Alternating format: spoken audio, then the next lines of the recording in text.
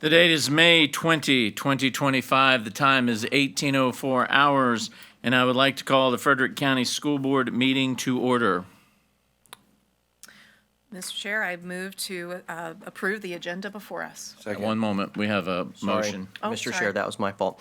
Mr. Adkins is requested to participate in the meeting remotely for a personal matter, specifically due to a work commitment in Dulles, Virginia. I move to allow Mr. Adkins to participate in this meeting remotely. Second. Motion has been made and properly seconded. Is there any discussion? Hearing none, all those in favor signify by saying aye. Aye. Any opposed? That motion carries. Madam Vice Chair. Looks like we have, looks like we have an agenda before us. So I move that we Oh, that's me. I'm sorry. approve the agenda before us, Mr. Chair. We have an agenda, and do I have a motion for approval? Mr. Chair, I move that we approve the agenda before us. Second. All right, it's been properly motioned and properly seconded. Any discussion? Hearing none, all those in favor signify by saying aye. Aye. Now let me go to Madam Vice Chair. I apologize. And Mr. Chair, I move that the County School Board of Frederick County, Virginia enter a closed session meeting for the following. 1, to review and discuss appointments, administrative leave, dismissals, leave of absence, non-renewal, reduction in force, resignations, support staff hires, substitutes, tutors, and volunteers pursuant to Virginia Code Section 2.2, 3711, paragraph A.1, and 2, to review and discuss individual student matters that would involve specific students and particular information contained in their scholastic records, including requests for release from compulsory attendance for religious reasons, for good cause requirement waivers, and disciplinary matters pursuant to Virginia Code Section 2.2-3711, paragraph A.2. And finally, number 3, to discuss reports or plans related to the security of any governmental facility, building, or structure, or the safety of persons using such facility, building, or structure pursuant to Virginia Code Section 2.2-3711, paragraph A19. Second. We have a motion to go into closed session. It has been properly seconded. Is there any discussion? Hearing none, all those in favor signify by saying aye.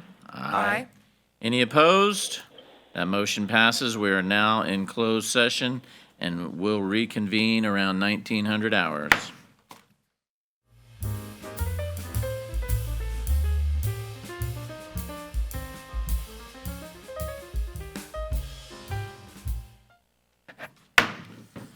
Madam Vice Chair, what's the pleasure of the board? Thank you, Mr. Chair. I move that the board reconvene from closed session. Second. We have a motion to return from closed session, and it has been properly seconded. Is there any discussion? Hearing none, all those in favor signify by saying aye. Aye. Any opposed? We've now returned from closed session.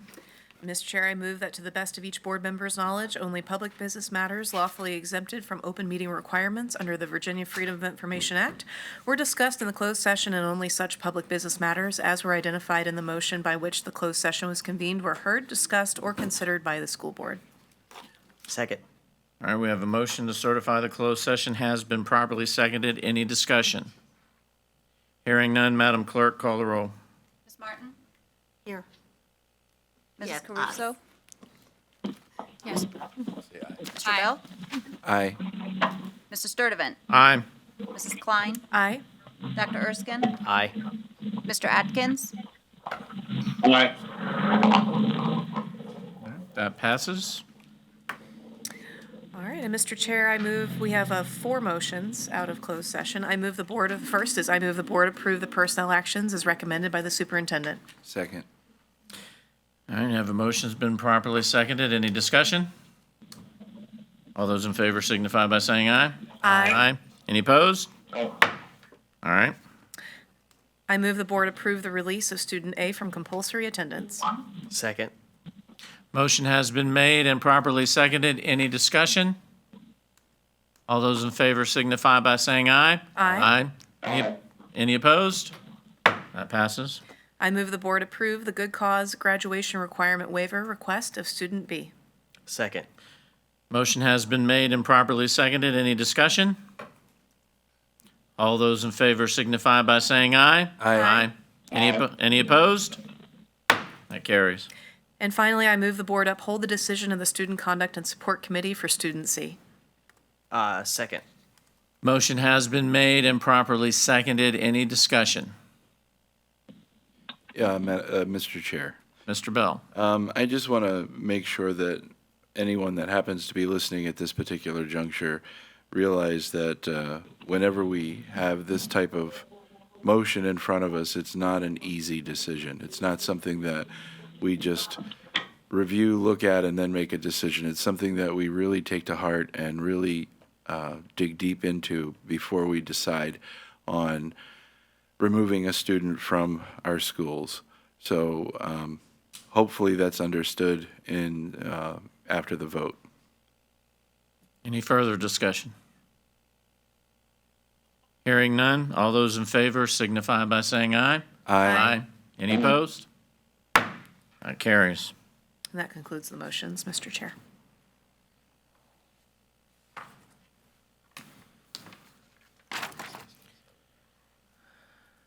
Do we need All right. a recess until?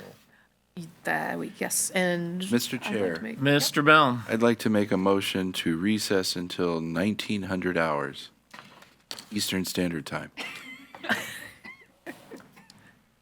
Okay, we have a motion to adjourn until 1900 hours. Do we have a second? Second.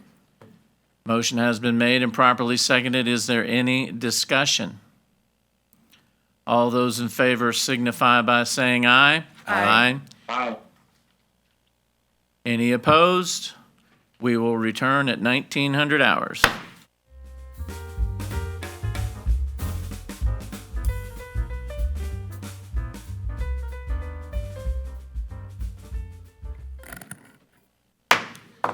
Time is 19:03 hours. Madam Vice Chair, what's the pleasure of the board? Mr. Chair, I move that we reconvene from recess. Second?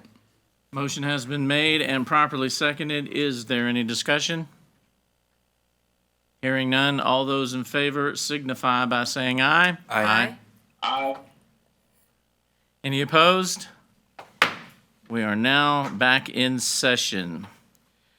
Please join me in a minute of silence. Tonight, we'd like to hold the minute of silence in honor of Andy Gonzalez Araujo, one of our seniors from Millbrook High School who recently passed away. So join me in a moment of silence, please.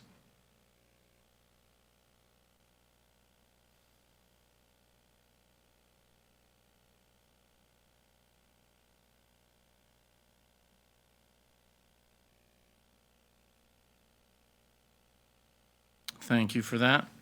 And if you could stand and recite the Pledge of Allegiance. Easier said than done. I pledge allegiance to the flag of the United States of America and to the republic for which it stands, one nation, under God, indivisible, with liberty and justice for all. Thank you for that.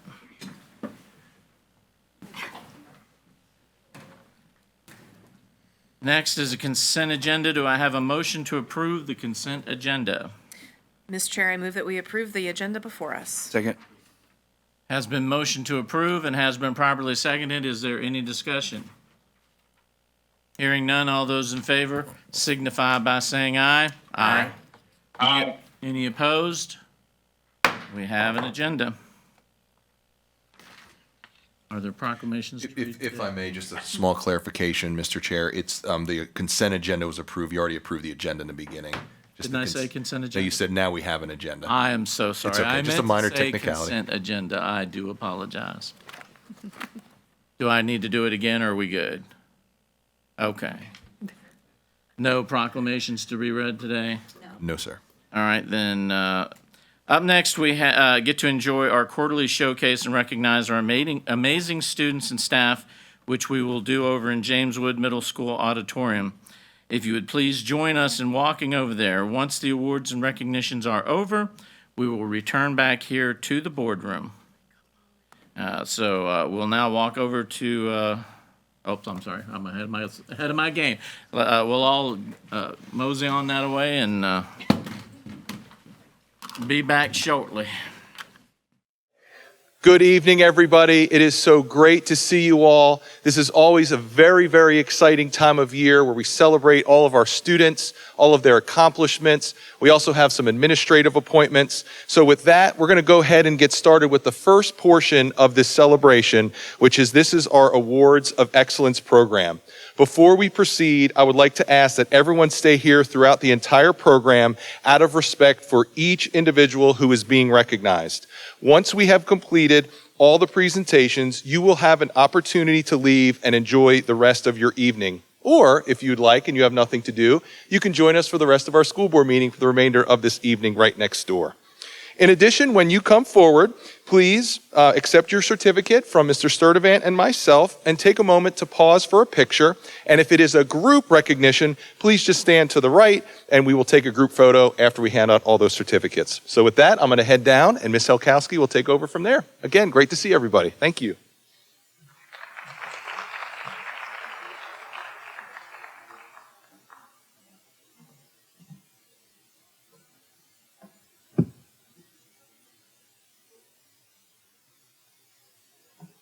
Right.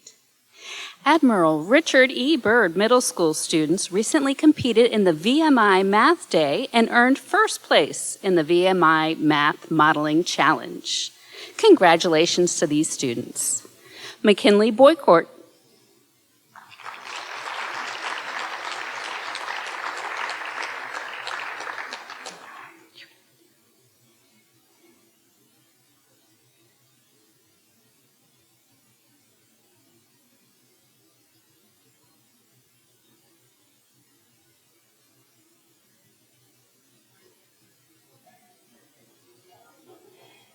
And Linus Reed.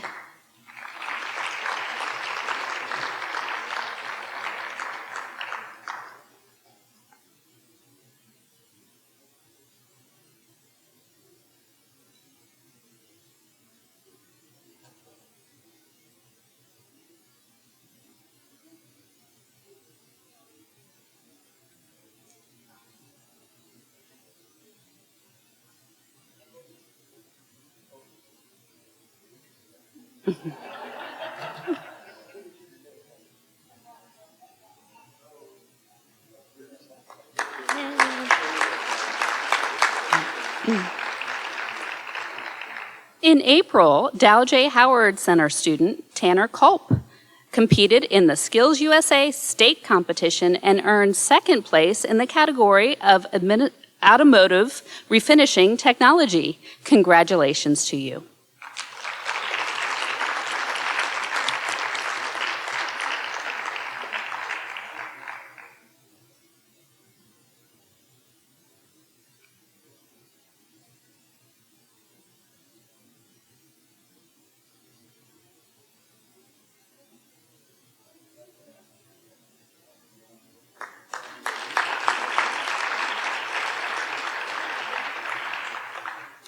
The FCPS Honorary Award is given to an individual or group that demonstrates leadership, excellent character, behavior, and a positive attitude, or makes contributions that have a measurable impact to the school community.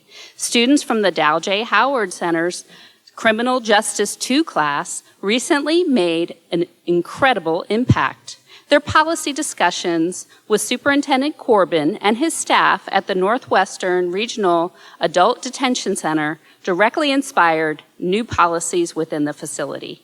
It's extraordinary for high school students to influence real-world policy, and their advocacy will directly affect 150 sworn staff, leaving a lasting impression. This achievement is a powerful testament to their leadership, knowledge, and passion for criminal justice. They also presented their human trafficking initiative to the FCPS Counseling Department on May 12, 2025. So congratulations to these students. First up, Omai Arami.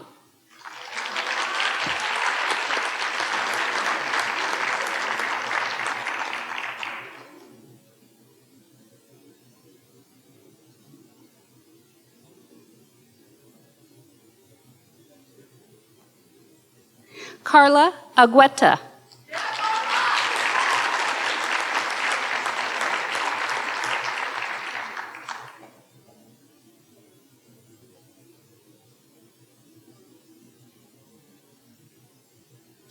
Jenna Hawari.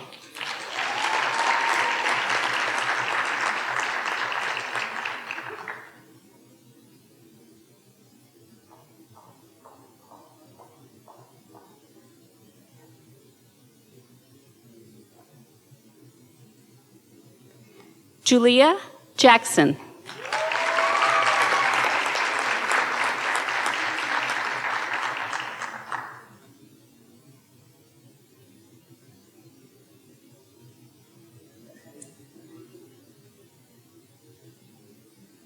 Hannah Linneberg.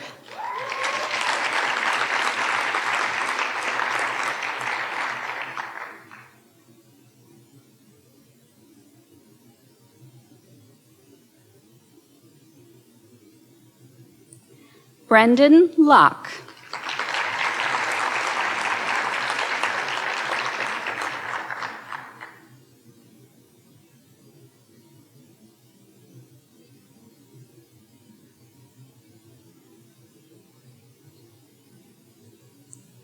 Stephanie Nunez Villatoro.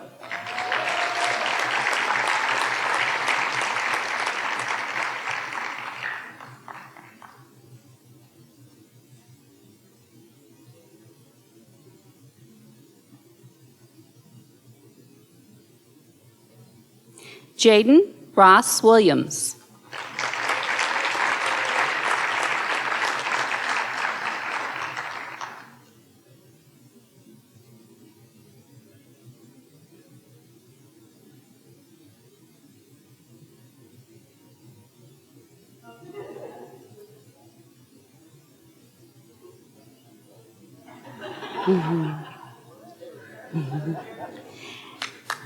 And John Ian Setzer.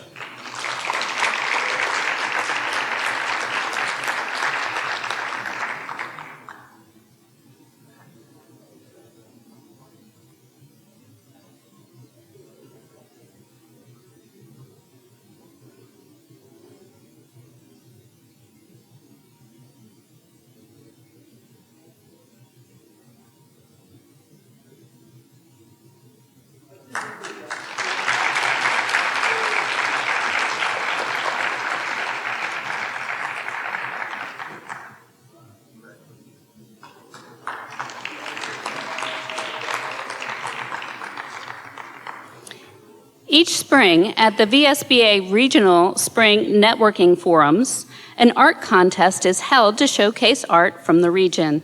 Each school division submits an elementary, middle, and high school entry.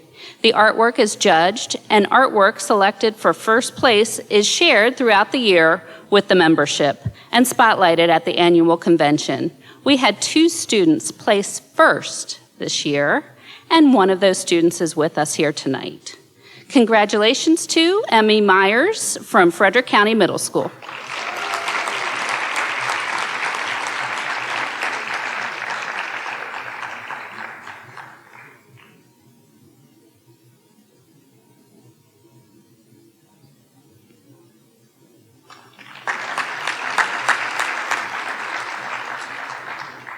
In March, students from Sharando High School participated in the Virginia FFA State Parliamentary Procedure Leadership Development event and placed first. The team advances to the national competition, which will be held during October in Indianapolis, Indiana. Congratulations to this group. First off, Sarah Hawkins.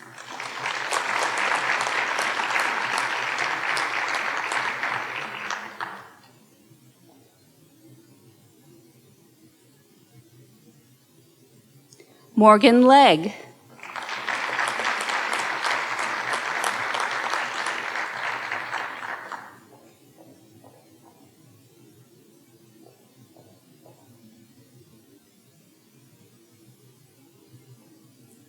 Mason Patterson.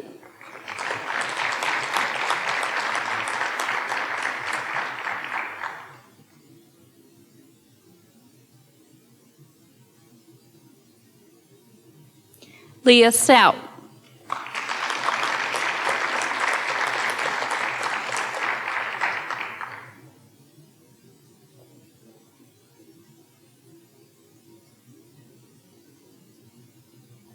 Corinne Cooley.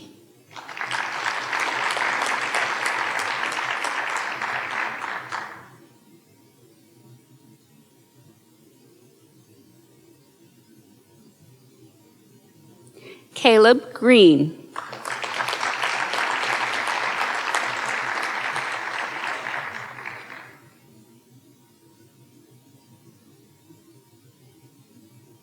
And Emma Weiscarver.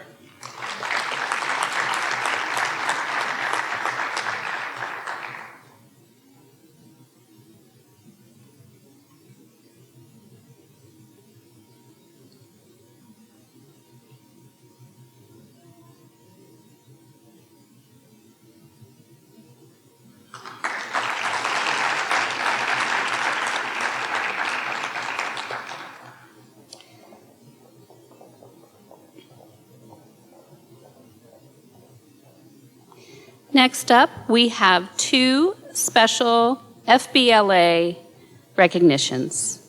We'd like to recognize Caitlin Nichols, who was selected as the 2025-26 Virginia State FBLA State Reporter, and Gavin Flynn, who was elected as the Virginia FBLA State Vice President, representing the Shenandoah region. Congratulations.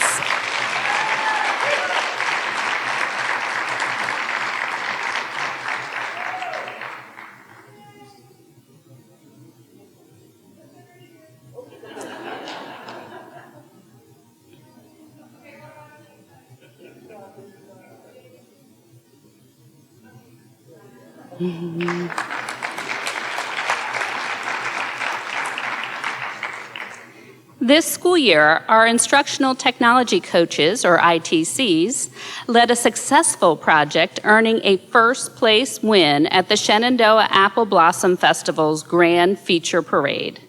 ITCs and teachers collaborated to create a curriculum engaging all school levels.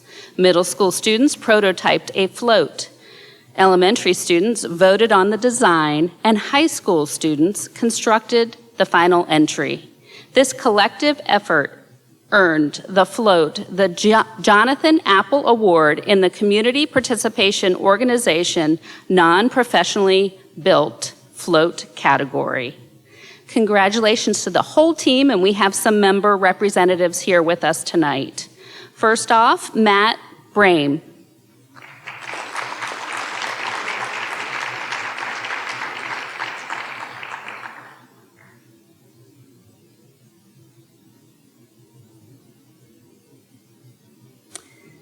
Kristen Holen.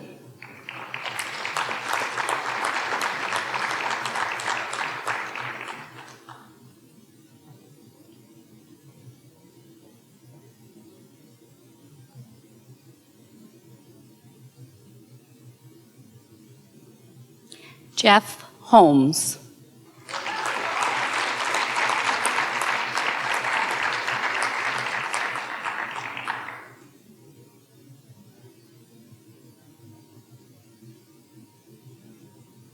And Jody Zeiss.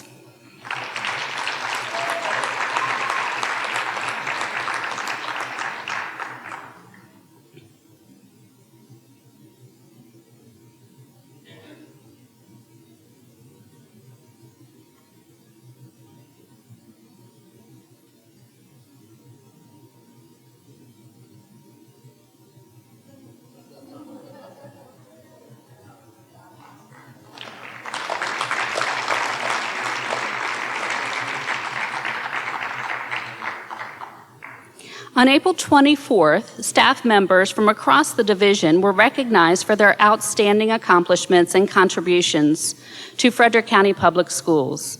Please join me in congratulating these individuals. The Bus Driver of the Year, Teralyn Armel.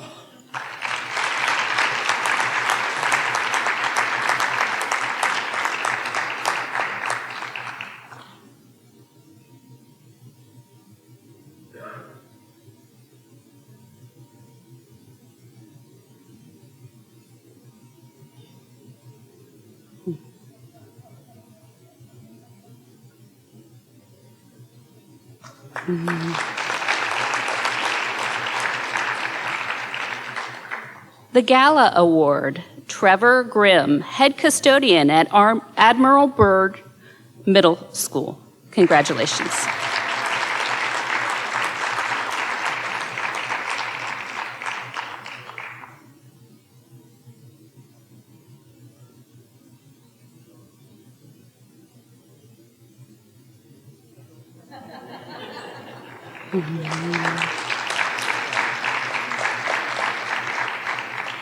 The Rome Award, Robin Hawkins, School Nutrition Services staff at James Wood High School. Congratulations.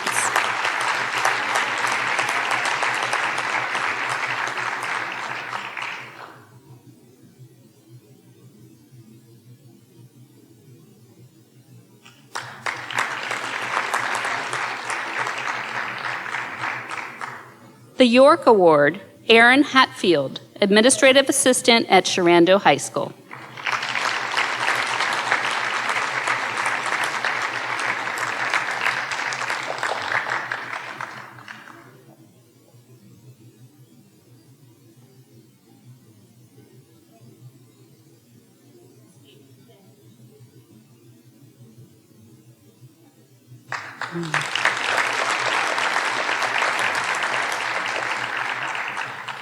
The Counselor of the Year Award, Kama Dawson at James Wood High School.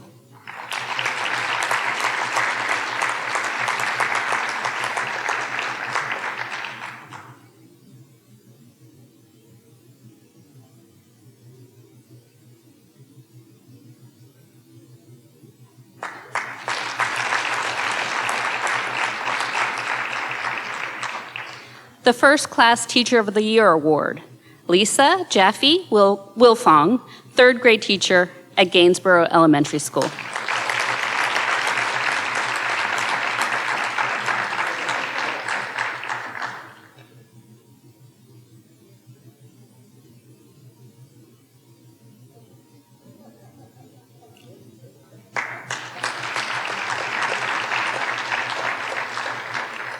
The Teacher of the Year Award, Allison Shiflett, Reading Specialist at Redbud Run Elementary School.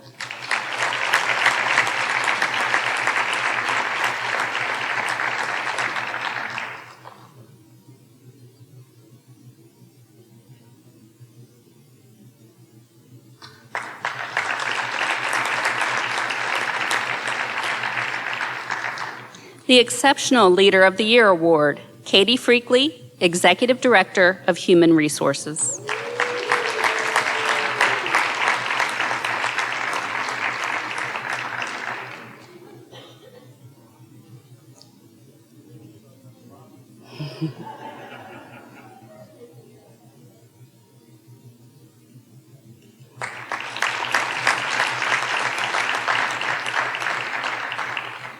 The Assistant Principal of the Year Award, Robin Schrum, Middletown Elementary School.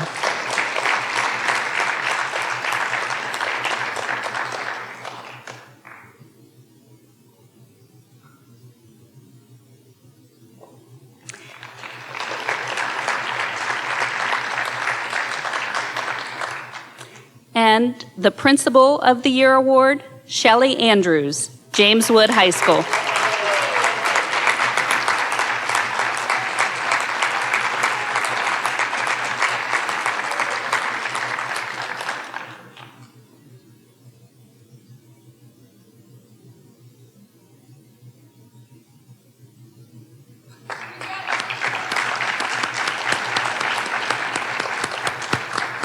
And one more hand for all of our award recipients.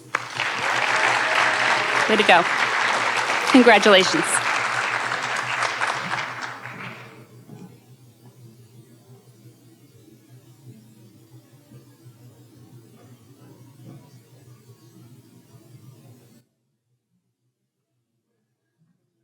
All right. Last but not least, we have our administrative appointments. When I call your name, please come on up to the stage. After I got done reading your bio, have you say a few words to our school board and the audience. So first, we have our new principal at Gainsborough Elementary, Dr. Keith Reeves. Come on up, please. Let's give him a round of applause.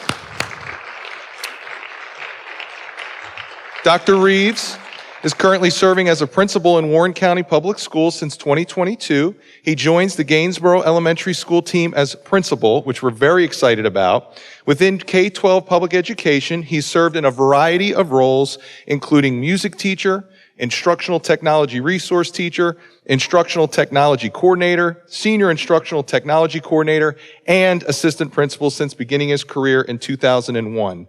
Dr. Reeves holds a bachelor's degree in music from Ithaca College, master's in curriculum and instruction from George Mason University, and a doctorate in global education leadership from Lamar University. Additionally, Dr. Reeves holds a certificate in leadership and administration from Mary Washington University, a certificate in educational technology leadership from the Consortium for School Networking, and a certification in school management and leadership from Harvard University. And all of that, he's now a principal. So this is fantastic. We're very, very lucky to have him. So again, please join me in congratulating Dr. Keith Reeves.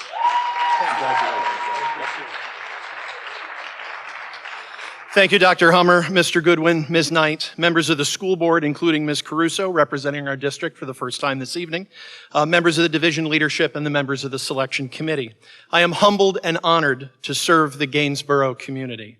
I'm excited to work alongside the phenomenal teachers and staff I had the privilege of meeting this afternoon. Profound in my heart is the belief that every child has the innate right to their full human dignity, is to be supported and nurtured and loved as a person first and foremost, and to have their unique needs met every day so they can be the best versions of themselves from the classroom to the living room. For the past 23 years, I've been all of the things that Dr. Hummer told you about. I'm a fourth-generation educator. Great-grandma was a one-room schoolhouse teacher. Grandma started in a two-room schoolhouse, and my mom became director of education for her hospital. Family history, as you can probably tell, is important to me, so I cherish deep roots. My families extend back over 230 years in our ancestral home of New York, where we Reeves farmed apples, built churches and schools, served as nurses and firefighters, served our country and community, and strove to improve life every day for our families. I've tried to do the same here in Virginia, as I have for 2 decades, and as such, I value and have tremendous respect for the deep history and spirit of Gainsborough, which reminds me so much of home. I know that our families cherish the land upon which their forebears built their lives over that same 230 years, and that they passionately love our school. I pledge to honor the traditions and passions of that history, to hear your stories, and to learn from your wisdom and your experience. My door, my ears, my eyes, and my heart are open to you. I promise to listen. I promise to tell you the truth. If there is a solution to be found together, we will find it. I hope that love and laughter can accompany everything we do together as we excite and inspire our kids and help them achieve and succeed. To my family and colleagues who have supported me on my journey to do this remarkable work, I extend my love and gratitude. And to the Gainsborough Eagles, I thank you once again for entrusting me with this opportunity to serve you. Thank you.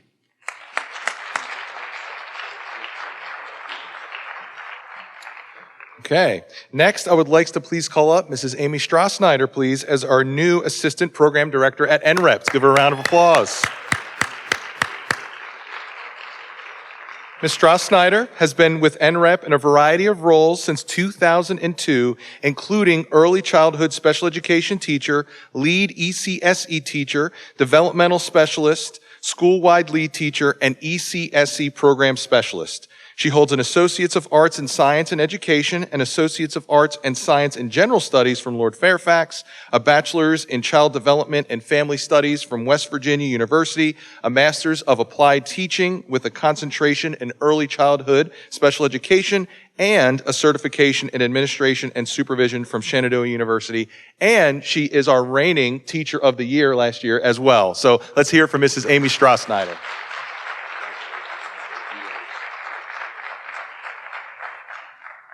Don't really want to follow Dr. Reeves because he did well. Dr. Hummer, members of the school board, I'm excited to continue my journey with NREP. The staff, the students, and the families there have my heart. So thank you for this opportunity.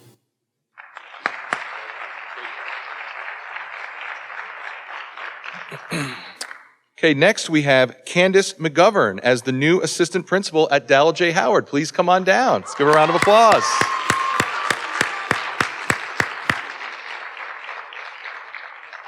Candace is being promoted from the intervention resource teacher at Dal J. Howard Center. Prior to joining the team at Dal J. Howard in 2023, Ms. McGovern was a special education teacher at James Wood Middle School.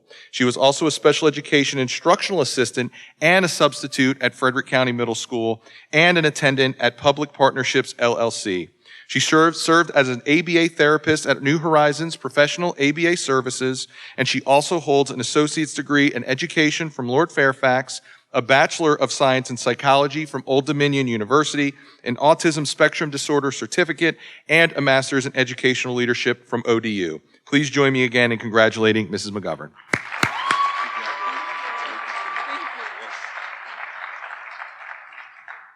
Thank you, Chair, members of the board, and Dr. Hummer. I'm honored and excited to step into my new role as Assistant Principal at Dal J. Howard. Being part of the Dal J team has been one of the most meaningful and impactful experiences of my career. I'm truly grateful for the opportunity to continue supporting our students, staff, and school community in this new capacity. I look forward to building on the great work already happening at Dal J. Howard. Thank you.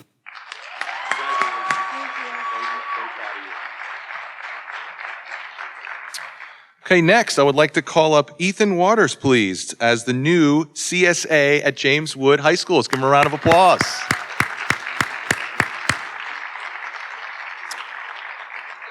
Ethan recently served as the social science teacher in Loudoun County Public Schools since 2020 and administrative intern for the current school year. He holds a bachelor's degree in secondary education from Shepherd's University and a master's degree in administration and supervision from West Virginia State University. Please join me again in welcoming Ethan.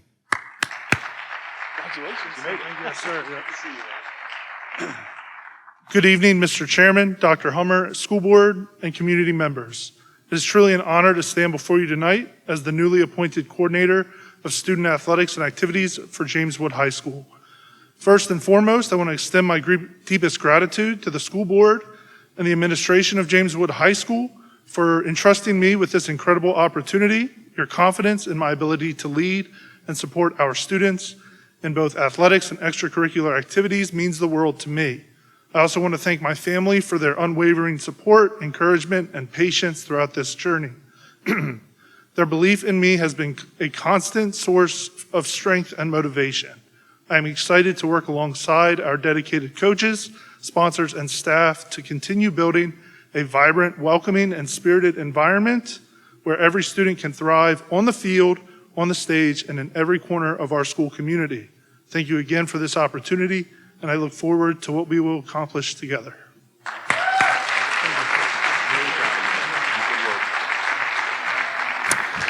Okay, next, I would like to please call up Mrs. Megan Dodd as our new Assistant Director of Instruction. Please come on up, please.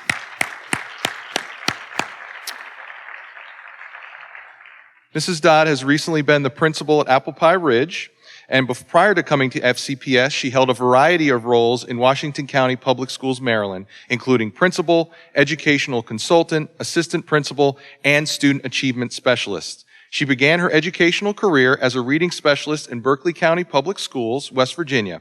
She holds a Bachelor of Arts degree in elementary education from Fairmont State College, a Master's of Art in Reading from West Virginia University, administrative certificate from Frostburg University, and is currently pursuing her doctorate in education from the University of Virginia. Congratulations, Mrs. Megan Dodd.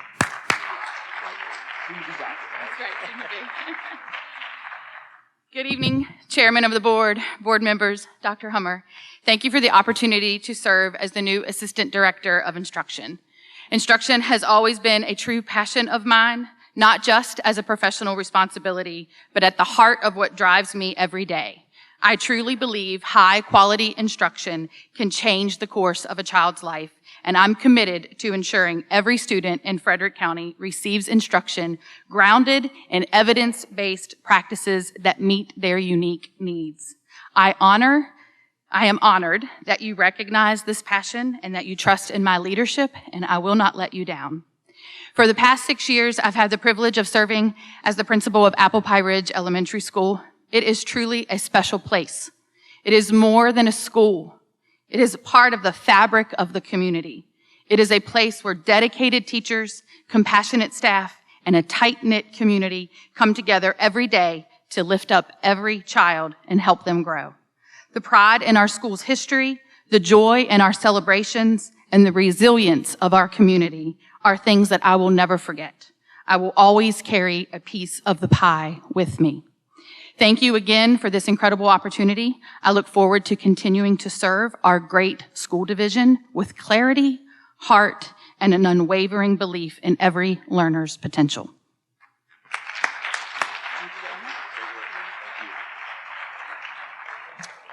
Okay, and with that, have a great rest of your evening unless you're joining us next door. So we'll head on over. Thank you, everybody.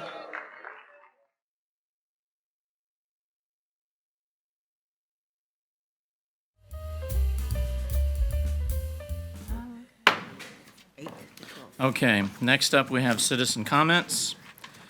Frederick County School Board is pleased to receive public comments at each monthly meeting from members of the public, which include residents of Frederick County, Virginia, including residents of Winchester City, Virginia, FCPS students, parents, and legal guardians of FCPS students, FCPS employees, and businesses located within Frederick County, Virginia. Individuals speaking to the board will be allotted 3 minutes. Those individuals representing groups or organizations will be allotted 5 minutes with 1 representative per group. Upon recognition by the chair, a speaker should approach the lectern to speak to the school board. Members of the audience and speakers are expected to be courteous to others and model for students how to respectfully participate in public meetings by speaking and behaving in such a manner that adheres to FCPS Code of Student Conduct. Complaints regarding FCPS employees should first be submitted to the school principal or to the school board office. Complaints regarding individual students should be submitted to the school principal or the appropriate school official. School board is committed to showing respect and courtesy to all citizens. Comments that are not protected under the First Amendment of the U.S. Constitution will not be tolerated. This includes comments that are vulgar, obscene, threatening, and comments that are intended to incite violence or other breaches of the peace. Members of the audience are not permitted to interrupt the speaker or meeting by asking questions or making comments. Signs, posters, placards, banners, or like objects are permitted into the school board's meeting, but only if the individual possessing such items remain in the back of the room so as to not restrict the view of those attending the meeting in person. Violation of the guidelines will result in the chair ruling the speaker out of order. Continued violation may result in the removal from the premises. We have provided copies of the updated policy as well as a QR code that will take you directly to the Code of Student Conduct handbook. They are located on the table where the sign-in sheet was located. The chair has discretion concerning public participation at school board meetings. School board meetings are tape recorded for the purpose of clarification and the development of official minutes. First on our list this evening is Rebecca Rager.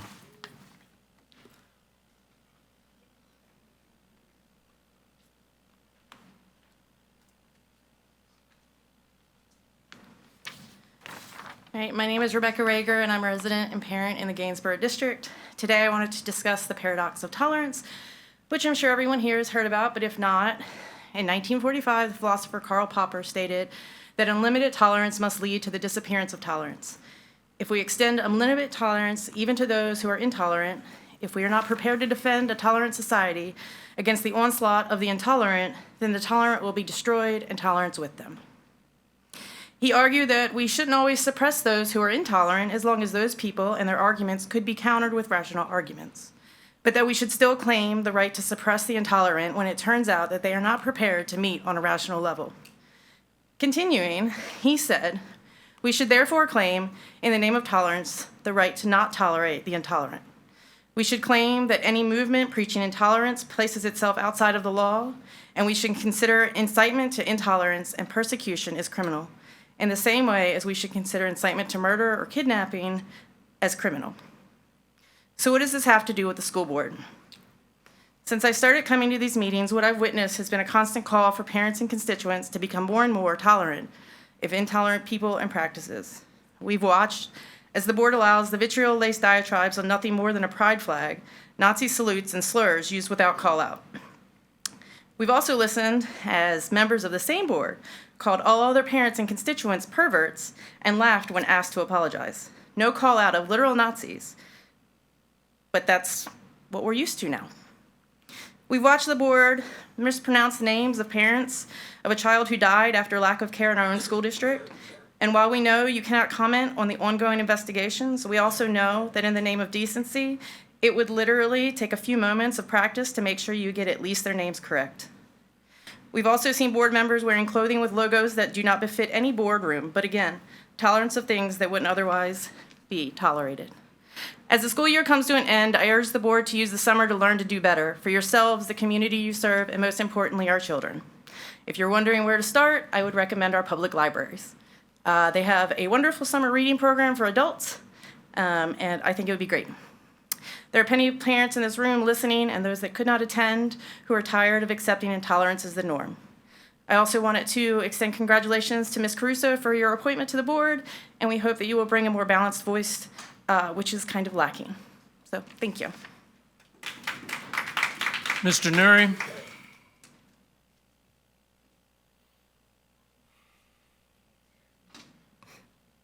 Good evening, members of the board, Mr. Chairman. My name is Brian Nuri. I'm a resident of the Opequon District, a seat that will be open for election in 2027. We would like to welcome the arrival of the new Gainsborough School Board member, Marina Caruso. We all hope that she shows good leadership of the schools through stewardship and compromise, working for the betterment of all students and their parents, and upholding our principles on our mission statement of learning, continuous growth, diversity and inclusiveness, and challenging conventional thinking.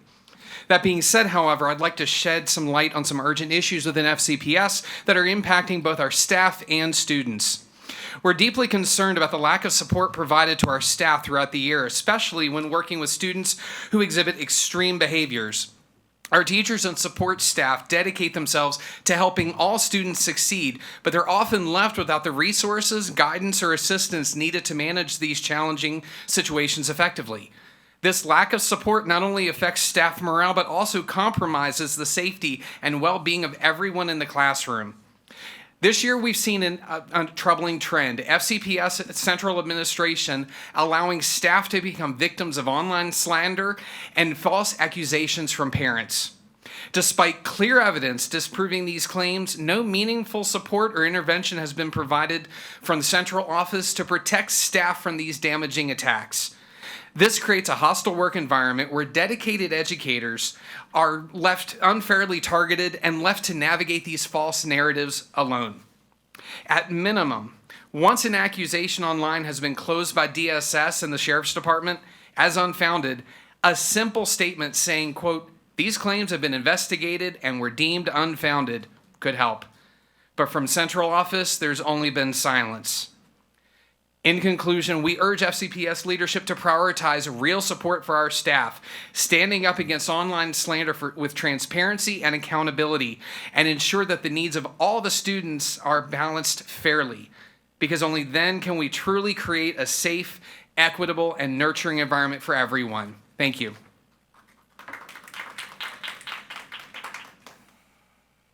Hannah Ram?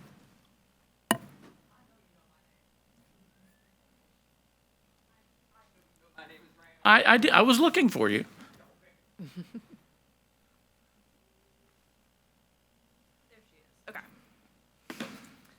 Ram Hannah of Winchester City.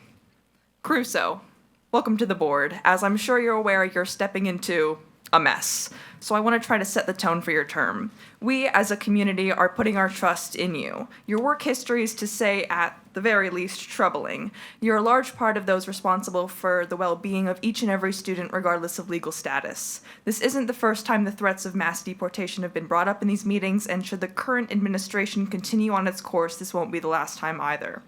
In addition to defending the physical and legal safety of our students, as the committee you're part of denotes, we're trusting you to defend their mental, emotional, and educational safety too by braving the ignorance that in these meetings and in schools across the county is abundant.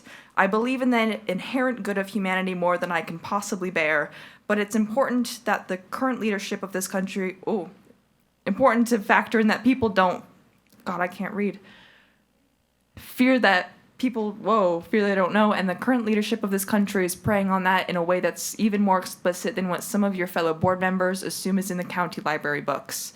On this board, you're going to have to be a controversial figure, one that is hopefully guided by a morality that follows the same thought from earlier, that people, humans, are good and worthy of meeting their full potential without exception. Educating students, young adults planning their life trajectories means allowing them the intellectual freedom to pursue topics that might be difficult to otherwise discuss. Sex, trauma, race, and overall identity have delicate nuances that should be explored and appreciated. Not doing so is detrimental in this age of information, as there's every opportunity to turn to unreliable and dangerous sources. Literacy, digital or otherwise, is on the decline, and the last thing developing minds need is to be starved of the encouragement to flourish. Ignorance and fear. It's a cycle we have to break to give our students a fighting chance in a world that is evolving more rapidly than any AI-generated strategic plan can ever account for. To support these ever-changing tides, school staff need to be respected, fully compensated, and trusted. They're hired to be educators, yes, but also caregivers, office workers, behavioral specialists, and life coaches. They've been put into a position where not putting their own paychecks towards necessary supplies and spending countless hours in unaccounted overtime is impossible. I graduated not too long ago, and every teacher I've had the privilege of knowing on a personal level has run into the exact same barriers. It's imperative that you and the rest of the board uplift their voices to mend that broken trust with what I know are extremely limited resources. School board members may say there's nothing that could prepare someone to be in their position, but that does not compare to becoming an educator. It's more than a job, more than a career, it's a lifestyle, and everything is riding on the fruits of that labor. So Caruso, I hope to find an ally in you. Put our students first in every respect, and you'll have gained the trust of our community. Thank you. Carrie Carmichael? Not here.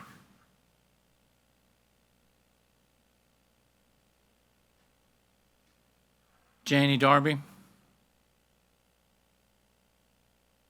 No?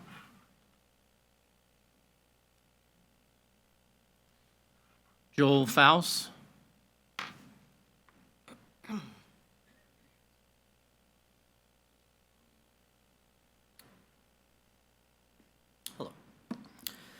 My name is Joel Faust. I'm a Frederick County parent with 2 kids currently in our school system, and I live in Gainsborough District. First of all, as one of the 12 applicants for the Gainsborough seat last month, I want to congratulate Mrs. Marina Caruso for being selected to fill the role. While it's both the end of the school year and I believe the end of the annual budget process, you're nonetheless stepping in at a time of increased attention focused on the board and a time of heightened tension and division in our community, our culture, and our nation. No pressure. We look forward to learning more about you, and we are hopeful that you will perform your role with thoughtful care and respect for the incredible variety of students, teachers, and staff in whose daily lives you now play a key part. Secondly, I would like to commend the finance team for the results of the external spring audit presented at the Finance Committee meeting last night. I'm sure I speak for many in expressing appreciation for the diligence and attention to detail indicated by such a result. My primary reason for wanting to speak tonight, however, is simply to express my concern to you, the full board, for your focus. 8 of my 9 children have been or are currently students of Frederick County Public Schools over the past 14 years, give or take. While there may have been questions about various actions and decisions of the school board along the way, this year is the first time I really started wondering, good Lord, what is going on down there? Between the horrendous handling of the challenge to Dr. Putt's leadership at FCMS and his subsequent removal, to this recent oversized uproar about library materials, I'm becoming concerned that the loudest voices in the room, rather than the most thoughtful, competent, or respected, are being allowed to drive the agenda. I am of course aware, as the Vice Chair has commented previously, that this is a largely conservative area. However, it is not an entirely conservative area, and allowing culture war pet causes like this to run rampant and drive the agenda is only going to further deepen divisions in our community and take focus away from our amazing students and the hardworking teachers fighting to give them a solid 21st century education. The loudest voices in the room may be proud of the dust they kick up from strutting around like a peacock, but that doesn't mean they get to run the farm.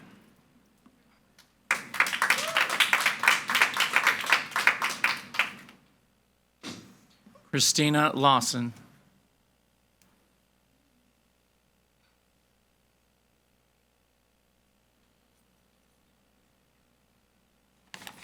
Hello, how are you? My name is Christina Lawson, and I live in the Gainsborough district. I read the proposed strategic plan, Ignite 2030, and I think it's a good start. I have a couple of comments, though. Now you have a plan, what do you do next? What you really need to work on is getting buy-in from all the stakeholders in the school system and in the community itself. And the only way to do that is going to be by generating excitement and building trust within the organization and within the members of the community. That needs to start immediately. The buy-in needs to start now. Part of the draft mentions key performance indicators, or KPIs, to measure the success of the plan. Once you've identified and implemented those KPIs, I would be interested in seeing those updated as frequently as possible on the website or presented at school board meetings. I think transparency is going to be key here to be able to get this plan to work. The other thing I want to mention is that you should update the staff and faculty as often as possible. My employer has used KPIs for the last 20 plus years. And in the olden days, we would get one update at the end of the year. Well, that doesn't generate any excitement, and it's kind of useless to do it one time a year. So now, I know it's a lot of work for someone in my organization, but we get monthly updates of the KPI. And this way, we can adjust the plan as we go along. You don't wait till the end of the year and say, whoops, it didn't work. This way, we adjust as we go. This also is a way to keep everybody engaged in making the plan work. Lastly, I would like to say that I was happy to see the emphasis on trade schools and trade careers in the strategic plan. My husband and I are both graduates of trade schools. And in 1982, when I graduated, going into a trade career was seen as some sort of a consolation prize for people who were not smart enough to go to college. And I'm here to tell you, nothing is further from the truth. And we have been very successful taking that trade school degree and being able to build on that and actually make a living and make a life here in Frederick County. So I'm happy to see that that is changing and that has really come around, not in this community, not just in this community, but in a lot of communities. The other thing I want to say is that in my industry, many of us are retirement age, and trying to get young people into the industry that I'm in it's a constant battle, and I think the timing of this plan is very good. Thank you. Sonia?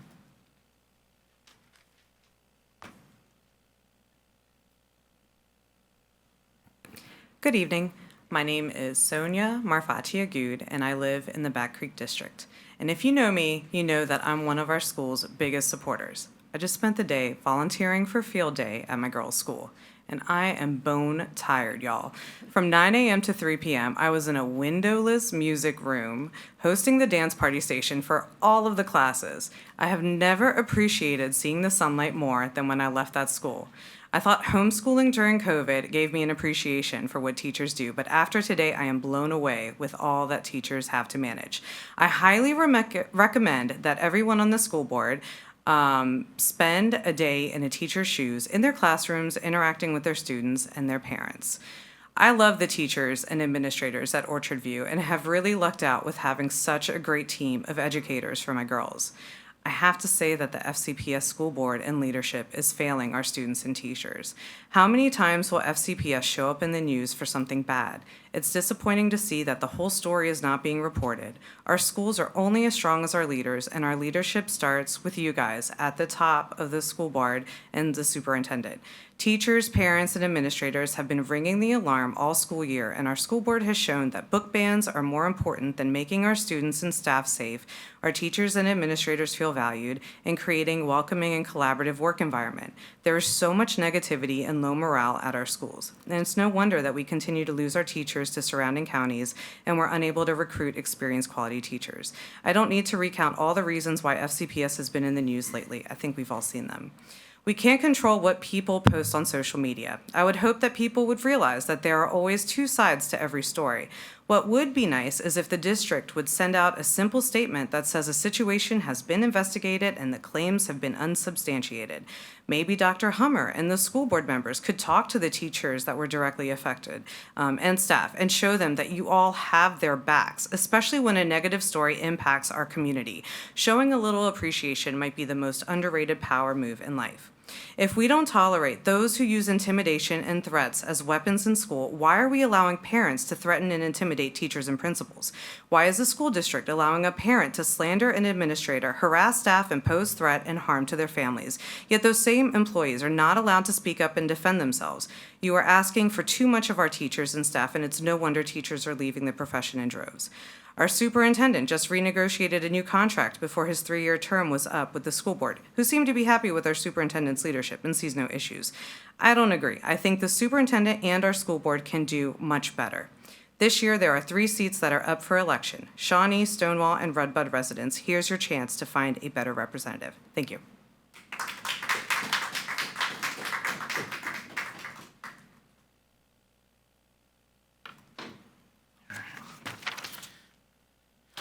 Okay, with that, we have reports. Dr. Hummer? All right. Thank you, Mr. Chair. Greatly appreciated. First, I want to give my deepest condolences to the family of Andy Gonzalez Anjo. That was a horrible impact to the Millbrook community and to the Frederick County community as a whole. I want to thank the school board for commemorating the moment of silence. That's the last thing we want to do is lose a student. So deepest condolences to the family. I also want to thank James Wood Middle School for allowing us to use their facility for our awards recognitions. I also want to thank our school board for continuously allowing us to recognize our amazing students and celebrate all the great things that are happening here in Frederick County. I want to give a huge shout out to our students and staff. They work very, very hard every day, and they accomplish such amazing feats, and I am always so super proud of them. And I also want to thank our new administrators for joining the team and to jump on this journey as we continue to impact all students, pathways, and opportunities. We also had our 75th anniversary celebration at James Wood High School on Sunday, and it was such an outstanding event with a great turnout from the entire community. As we all know, James Wood High School is a flagship of Frederick County with such rich history that was on full display this past weekend. So if you were there, you know exactly what I'm talking about. Mrs. Shelley Andrews did an outstanding job coordinating such a massive event, and we greatly appreciate all of our partners, our parents, former and current staff, and students for all of their hard work for making this event such a success. We also did the ribbon cutting for James Wood High School for the renovation expansion, there was a lot of hard work from Mr. Goodwin and his team, and I'm very, very pleased with those efforts. And if anybody wants to come by and take a tour of the finalization of that project, just let us know. We're more than happy to do that. And we opened the doors for everybody that was in attendance for the 75th anniversary to tour the school. It was a great, great day for Frederick County. I also want to thank the school board and the Board of Supervisors for allowing us to do that project, because that was a really, really big deal. This is also an outstanding time of year for our year-end performances, student accomplishments and celebrations, sporting events, and our favorite, graduation, coming next week. I want to take this moment to congratulate our entire class of 2025 for their hard work, commitment, and perseverance to fully complete and obtain their high school diplomas. This is the first step to many of their careers, and I'm so proud of each and every one of them. I had the opportunity to spend Sunday celebrating our scholarships for all of our students at Millbrook and at Sharando. Tomorrow evening is for James Wood, so we're very, very excited about that. I am pleased to announce that we have over $4 million of scholarships for our students. Let's give them a round of applause for that. I'm so proud of our students. For all of their hard work and accomplishments, we have fantastic things happening in our schools, and I'm just so proud and pleased of all of our students and our staff for leading them in the right direction. So that has been a great feat. I'm also looking forward to all of you attending graduation next week. We've also invited the Board of Supervisors, so we're looking forward to that. Hoping for good weather, so we'll do our no rain dance for next week, but we do have a backup plan if there is rain for next week, and we are all part of that plan. So it's very, very exciting, and we're looking forward to that. We also had our retiree celebration last week, in which we recognized 51 amazing staff members who dedicated their careers to this amazing school division. We are so thankful for their dedication, and during the ceremony, the message that I gave them is share the good. Share the good that's happening here in Frederick County. Sure, there are things that we can work on, and sure, there are things that we make mistakes and we learn from those mistakes, but there's been a lot of great things in regards to what we've done throughout their careers, and we want to make sure we share that so they're passing the torch on as we continue to do what's best for students and thus do what's best for this amazing community as well, and keep that mission and vision alive. So it was a great time to celebrate. I want to thank Mrs. Frakely and her team for putting on such an amazing event, and please don't get any ideas of retiring anytime soon, Mrs. Frakely, thank you. But I just want to thank all of our staff and everybody that put forth the effort in recognizing our amazing retirees. Last but not least, we are very, very excited to be presenting the strategic plan to you all this evening. We put a lot of time and energy. We listened to a lot of constituents. We listened to you. And I believe that we have a great plan to move this school division forward and focus on academics as well as the overall well-being of all of our students. This is a big deal, and I want to thank Mrs. Knight and her team for all of the work that she put into this. I want to thank our parents, our staff, our community for all of their feedback and support as we develop this very, very comprehensive plan and provide this clear roadmap for all of us so it guides our next steps. We have a lot of work to do. So this is just the first step for many, and we are excited to embrace that work because we fully believe in the huge difference for our students that we are going to make so that we can impact this amazing community. The biggest aspect of this new plan will not only be a heavy focus while supporting the whole child, but also to share our progress along the way. That is very, very important that we continue to do that so we can continue to make adjustments, we can continue to celebrate our successes, and we can continue to make the necessary shifts as we can continue to grow and meet the needs of all of our students. So I want to thank the school board for all of their support. We look forward to traveling this journey with you together, with the staff, with the community, and thank you so much for all of your efforts in making this plan the best for our school division and our students. I also, last but not least, want to welcome Mrs. Marina Caruso to her first meeting. Looking forward to working with you, and congratulations. And with that, Mr. Chair, that's all I have for my soup report. Thank you. Thank you, sir. Mr. Conlon will be up next with the safety and security presentation. Good evening, members of the board, Chairman, and Dr. Hummer. Tonight, I'm just going to cover briefly some of the achievements we've accomplished this year in safety and security. I can get this to work. There we go. One of the, of all the things we've accomplished this year, probably the most important to me is our Safety and Security Ambassador Program. As you know, I have a very small staff. It's myself and my analyst, and it makes it very difficult to get out to all our schools and get everything we need to do done. So between myself, my analyst, we collaborated with Frederick County Sheriff's Office and Caden Thorogood from Dalj, and we created this ambassador program where we reached out to all our schools and asked for 3 to 5 volunteers to participate in our safety program. Essentially what we did was we had 2 training sessions. We worked with approximately 90 members on both the 7th of March and the 10th of March. We went over the standard response protocol, explained to them what it was so that they could teach their staff how to better implement this program and when each one fit the scenario that they had at their school. Let's see. There we go. The next thing we covered them was Raptor training. As you know, Raptor is our visitor management system as well as our emergency response system for our schools. One of the issues we have is that people will accidentally get locked out of the Raptor system, or they'll forget their password and then they can't get in. Well, we get inundated with phone calls, and it keeps us in the office as opposed to out in the field.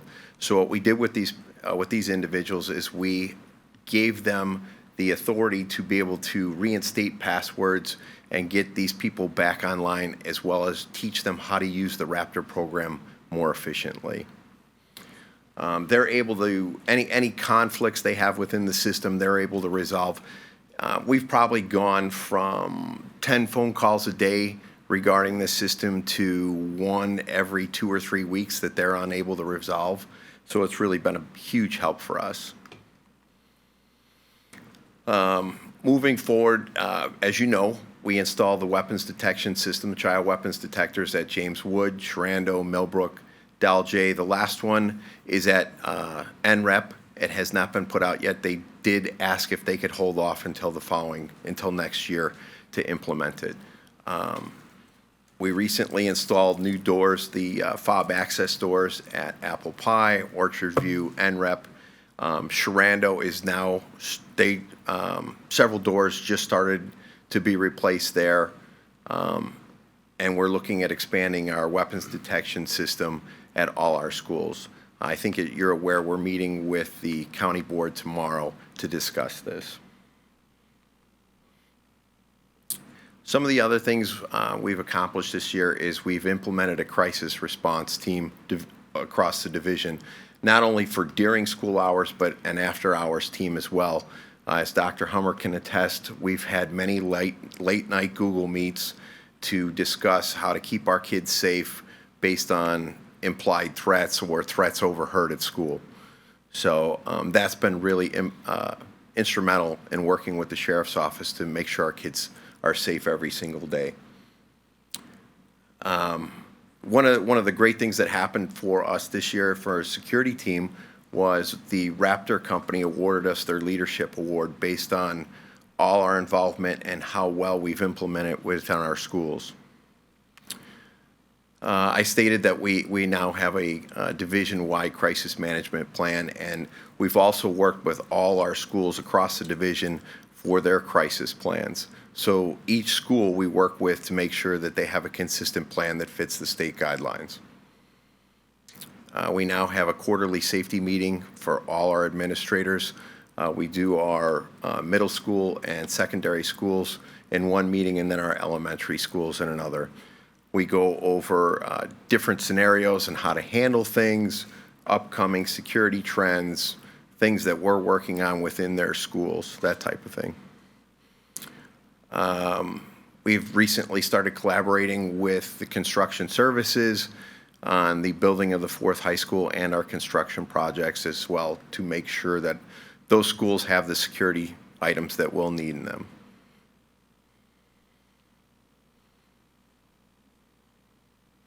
Oh, I guess that's it. Thank you. Thank you. Thank you, Mr. Conlon. Appreciate it. Any questions? Nope. Thank you. Next up is the Technology Advisory Committee report. It'll take 1 second to change the slides.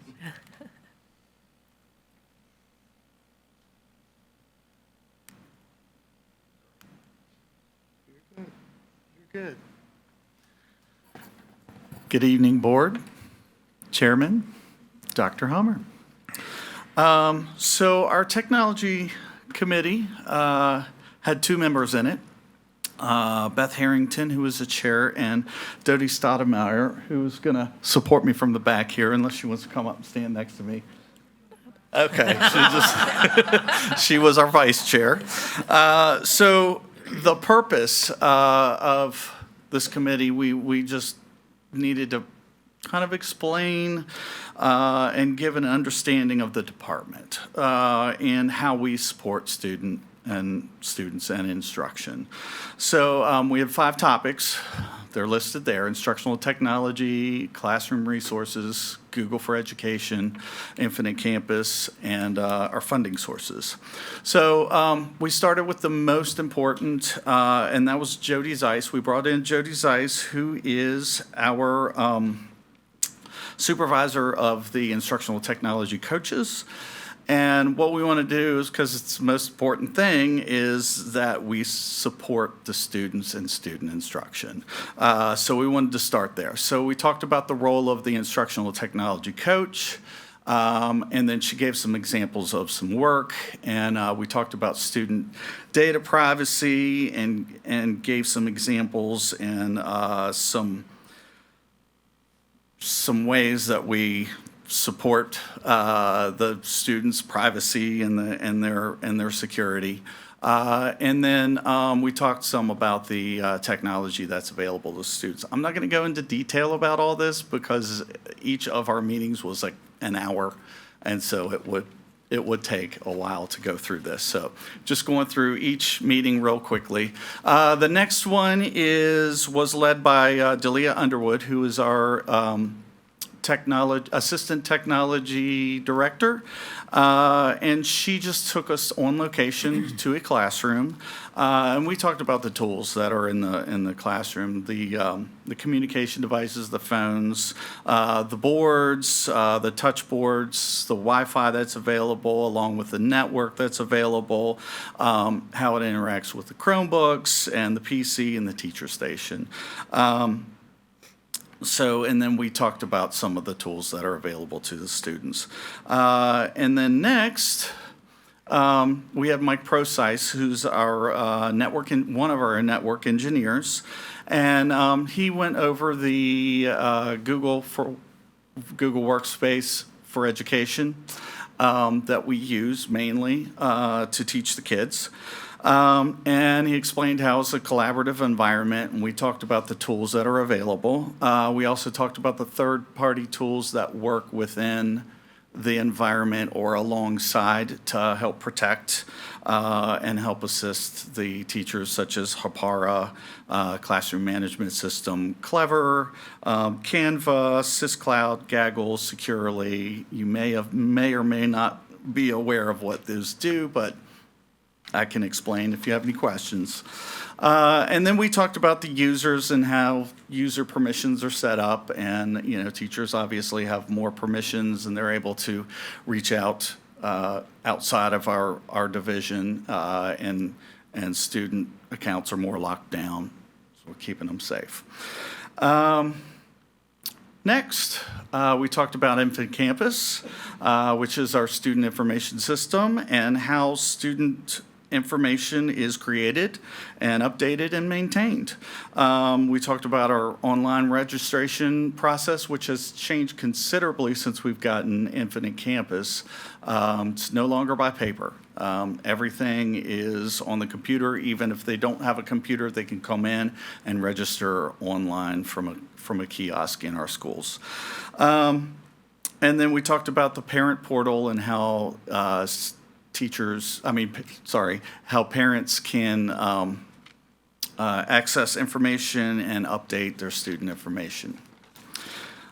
And then finally, we talked about, this was led by me, the funding sources. We talked about how grants, federal grant, which is E-rate, how that is distributed, and how that has certain criteria such as matches from local funding, and then what those things need to be spent on. And we also talked about the Virginia Public School Authority Technology Grant, which has the same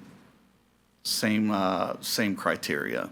So, with all that being said, there was one suggestion, and we are working on it with the communication department, that we're going to set up a parent webpage to help parents understand more of the tools that we use and help them see what tools, because there's so many tools out there, we tend to standardize on certain ones so that our teachers have consistency through the grades. And Clever is one way that we do that. Future plans are up here. I'm just going to read those off. To learn and share information regarding to FCPS technology, and share that information to the school community, to advocate for the technology, promote community and parent involvement. There was some interest in learning more about esports and future programs. And we have 2 members, so we are looking to recruit. So if anybody's interested, please let Nina know. And to continue to promote safe internet use, and then we would also like to collaborate with CTE. That is the end. You have any questions? You all have been busy. Thank you It for was all this very great busy, work. yeah. Yes. It's been great. Thank you. Thank you so much. You're welcome. Thank you, Mr. Gray. All right, next is new business. First, we have the Student and Conduct Support Committee Committee meeting report by Dr. Erskine. Mr. Chair, a meeting of the Student Conduct Support Committee of Frederick County School Board was held on April the 30th, 2025. The meeting was called to order at 5:02, and a copy of the minutes have been provided to each board member. During the meeting, the committee went into a closed session to review and discuss individual student matters that would involve specific students and particular information contained in their scholastic records, including disciplinary matters pursuant to Virginia Code Section 2.2-3711A.2. After reconvening and certifying a closed session, the committee voted to uphold the hearing officer's recommendation to expel student A from Frederick County Public Schools on a 2-0 vote. The meeting adjourned at 5:54. Additional details regarding the information covered at the committee meeting are included in the minutes provided to board members.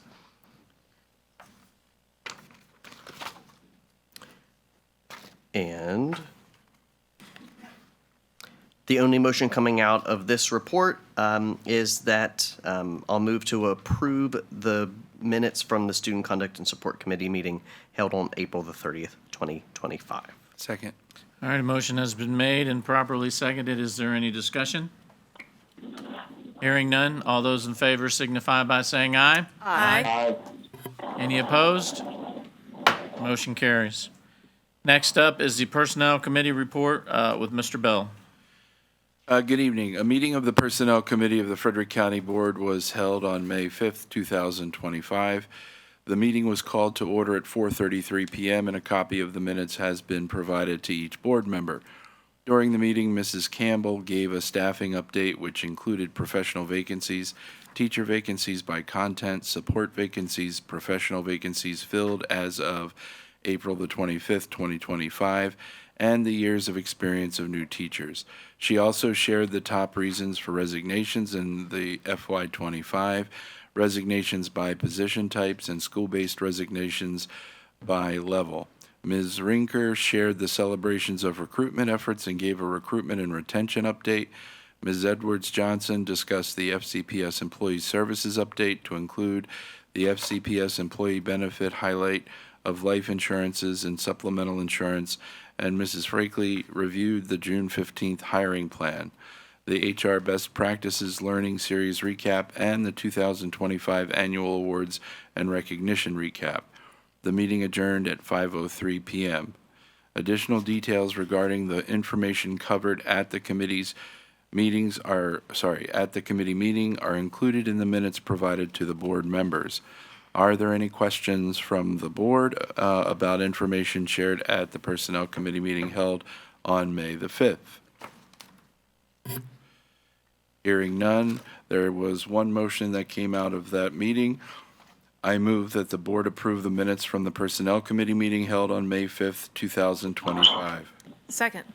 Motion has been made, properly seconded. Is there any discussion? Hearing none, all those in favor signify by saying aye. Aye. Any opposed? That motion carries. Mr. Bell, it is you once more. Yes. A meeting of the Instruction Committee of the Frederick County School Board was held on May 5th, 2025. The meeting was called to order at 5:33 p.m. and a copy of the minutes has been provided to each board member. During the meeting, Mrs. Knight presented the strategic plan and discussed the proposed student fees for the 25-26 school year. Ms. Segura and Mrs. Schrock, librarians at Orchard View Elementary School and Sharando High School, reviewed library books through the new process and gave feedback. Mrs. Muldowney gave a quarterly data review for the elementary level, and Dr. Myers reviewed the quarterly data for the secondary level. The meeting adjourned at 7:10 p.m. Additional details regarding the information covered at the committee meeting are included in the minutes provided to board members. Are there any questions from board members about information shared at the Instruction Committee meeting held on May 5th? Hearing none, We had two motions, actually, that came out of that meeting. The first is I move the board approve the student fees for the 25-26 school year as presented. Second. Motion has been made and properly seconded. Is there any discussion? Hearing none, all those in favor signify by saying aye. Aye. Any opposed? That motion carries. And the second motion is that I move the board approve the minutes from the instruction committee meeting held on May 5th, 2025. Second. Motion has been made and properly seconded. Is there any discussion? Hearing none, all those in favor signify by saying aye. Aye. Any opposed? And Mrs. Knight, at this time, you'll come forward and present the strategic plan for us, please. And Mr. Chair, if I may, as Mrs. Knight's coming up, as a reminder, we have to have a public hearing for the strategic plan. So we're going to go ahead and post that prior to the meeting in June, which that'll come before you for approval then. Just want to let you guys know and the public know as well.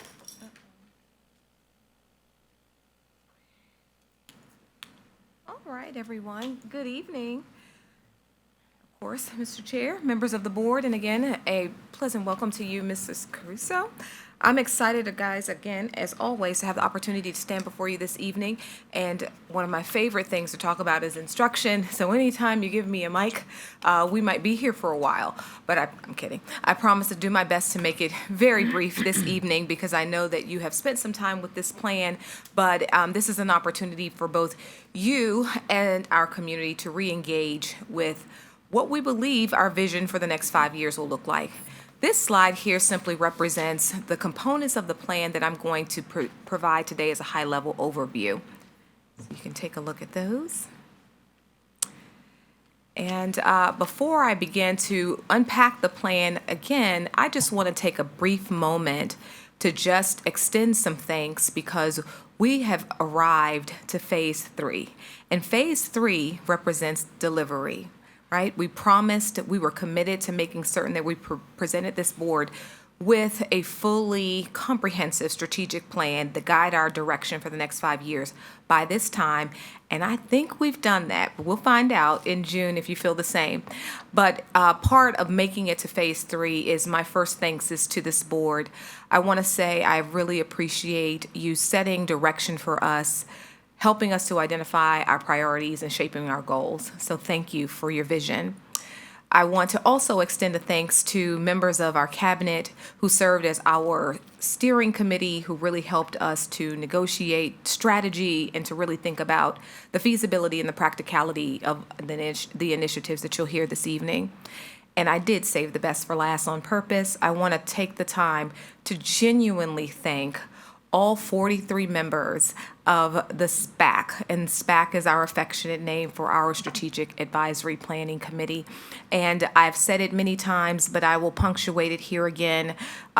Everyone who took the time, whether it was to show up for one meeting or each meeting, your voice was captured, and I hope that you are proud that it is embedded in the vision that we're going to share tonight. So thank you to every parent, every teacher, every school leader, every member of our classified staff, every member of my team, and other who showed up for our students and our community as a part of this. So thank you. Very quickly, we have discussed this before. So again, this is just a high-level overview for members of our community that are listening. Before we set out to develop any frameworks or surveys, we captured our board's voice in terms of what our board's priorities were through a survey.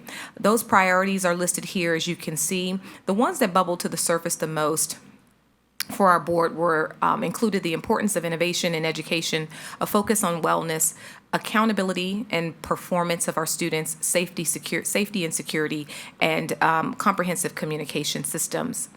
And once our board defined what those priorities were, we also asked, well, now that we know what kind of environment we're trying to create and shape for our children, what do you want them to learn? What are our ends? What are those outcomes we really want to make certain that the students of Frederick County realize? And those outcomes are here. It was a harken back to core academic skills. We heard that resonate loud and clear. The integration of life skills, a holistic approach to education. We wanted to ensure that there was some customization or elasticity around student learning experiences. We wanted a balance, right? We want student voice, but we also also want teachers to lead some of that. And then, of course, we want to do that hand in hand and arm in arm with our families. With that said, we took those boundaries and we framed a survey that we prepared for our students, our staff, and our community. Those surveys went out, and we are very proud to say, and a huge thank you to all of the respondents, that we captured almost 5,000 voices, as you are already well aware. In capturing those 5,000 voices, it was our commitment to you to be transparent throughout the whole process, and I certainly hope you feel that way. Those 5,000 voices we showed you at one point were relatively well distributed across all 6 of our magisterial districts, and that's what that particular slide represented. We also shared along the way our strategic plan timeline to keep you abreast of every step of the way, and of course, as I shared, we are here in phase 3. And then we were asked, and we delivered, we believe, just for some touch points, a pulse on the community. So we were asked to give some specificity, it's late, around what our community was asking. And so we provided direct quotes from the survey feedback to make sure that everybody was aware of the direction we were headed. We took that feedback as a SPAC and we tried to identify what were the chief concerns of all of the members of our community. So you see those concerns reflected here. We've taken the word concerns and have flipped it into something affirmative, which is really opportunities, right? And that's all concerns are. They are an opportunity to improve and get better. And we are educators, so that means we have a growth mindset and we are eager to take on the challenge. Those concerns, we ended up boiling down to these 5 primary themes or priorities. Number 1, chief among everything is student learning. So we turned those concerns about student learning into what it is that we really wanted to see. We wanted to make sure that our students had access to student-centered instruction. We wanted, and we heard this loud and clear from our students, that they want to be engaged and they want to make certain that their curriculum is relevant. And of course, we heard loud and clear from our parents and our boards. We want to include and we want to improve academic outcomes. Another theme, teaching and instruction, culture and well-being, access to high-quality education, and workforce development. None of these should come as a surprise. These are probably themes that are more closely aligned to 96% of strategic plans across the country. With those themes, I'd like to say we spent so much time coming up with the vision for the next 5 years. So I'm very, very proud to say and introduce you to our new strategic plan, Ignite 2030. And our new motto is Excellence for All, a Future-Ready Education Community. So I do want to take a few minutes to unpack. I know I went through that pretty quickly, but I do want to take a few minutes to really unpack the why behind Ignite and our vision for a future-ready education community. So we felt as a SPAC committee that it was really important when educators spend the time and devote it to strategic planning. It is hours and hours of work. So to honor the work that has come before us, we wanted to not just discard it. We see this as a progression to the next level. When you take the previous plan, which was all about inspiring and creating classrooms where kids were engaged happily, and our survey and climate data says it, people love being a part of this community. And for my short time that I've been here, I can see why. I love it too. I had the pleasure of spending some time this weekend at two of our 3 high schools, supporting students as they were earning scholarships that they spent 4 years, preparing for, which was super exciting. And I'm so proud of them. And I'm proud of our community who showed up for them in that way.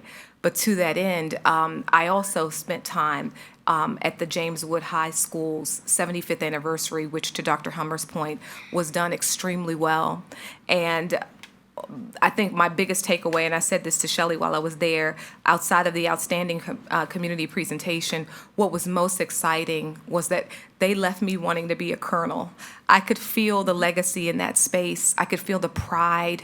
And so that's what it felt like to be a part of the SPAC and to learn about the history of Frederick County. So there's so much pride that has gone into this plan. So it was about taking the previous plan and passing the baton. And that's what Ignite represents. So when you start off with inspiring, the next thing is action. And that's what this is a call to action. Here are our vision and mission statements. Our vision is, again, the ideal state. This is where we want to see ourselves in 5 years, and our mission is our how we're going to do that. So I will not read either to you, but I will call out some very important key words, some things that just jump out to all of us that we want to resonate with our community.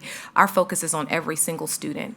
Our goal is to ensure that they're equipped and they're empowered to succeed, and we want to do that with a connected and a dedicated community, and we want to make certain that the experiences that we're putting in front of children are meaningful and rigorous so that they are prepared for an ever-changing world.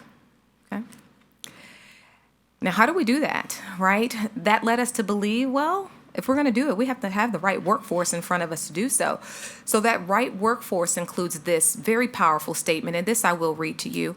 We are FCPS, a community that believes every child deserves educators who are child-centered, lead with compassion, collaborate with purpose, demonstrate unwavering commitment, and are conscientious in all we do. So we wanted to make certain that we made a very proud and bold proclamation around the types of educators, not only that we want to work with, but that we believe that our children deserve. And so they need to have all of these qualities. With that in mind, what we are most proud of associated with our plan is every plan is comprised of the same components. You're going to see objectives, you're going to see themes and priorities, and you're going to see strategic initiatives. But one of the things, because we heard this resoundingly clear from our board, was the importance of student performance. So to boil it down, make it nice and clean, outside of all of the other pages that you'll have the opportunity to flip through in the plan, on one single page, showcases our ends. We want to ensure that every single child in Frederick County Public Schools has grade level proficiency in reading by 3rd grade. That is our goal because we know that research indicates that if they are not proficient readers by the end of 3rd grade, they are 4 times less likely to graduate on time. So we do not want to contribute to that statistic, and we want to ensure that our children have on-time graduation. So we are going to work mightily to do that. And what I can share is I'm extremely proud. Elementary teachers, if you are listening, we are grateful for you. You keep going. We are seeing positive trends in the right direction in our VALS data. I know they have had the lion's share of the training so far for the Virginia Literacy Act, but I promise you, your work is not in vain. It is paying off. Keep going. And that type of work is going to lead to those results. The second commitment that we're making to the families of Frederick County is to demonstrate grade level proficiency or higher in mathematics by the end of 8th grade. We vacillated about a number of benchmarks for mathematics, but we chose 8th grade, and we chose proficiency in general around 8th grade math based on some research and based on Deb Crawford's expertise. You know, she is our resident subject matter expert and our recent state award winner. So we rely heavily on her thinking and her expertise. But what this particular commitment represents is we want our children to have the opportunity to prepare for careers in STEAM. It doesn't mean they have to take them. Our goal is to give them the choice and to prepare them to have the right to choose. So by ensuring their level of preparedness by 8th grade, it is not a pass-through. Proficiency for us is really about fluency, competence, and confidence. That's what we want them to leave 8th grade with as they matriculate to high school.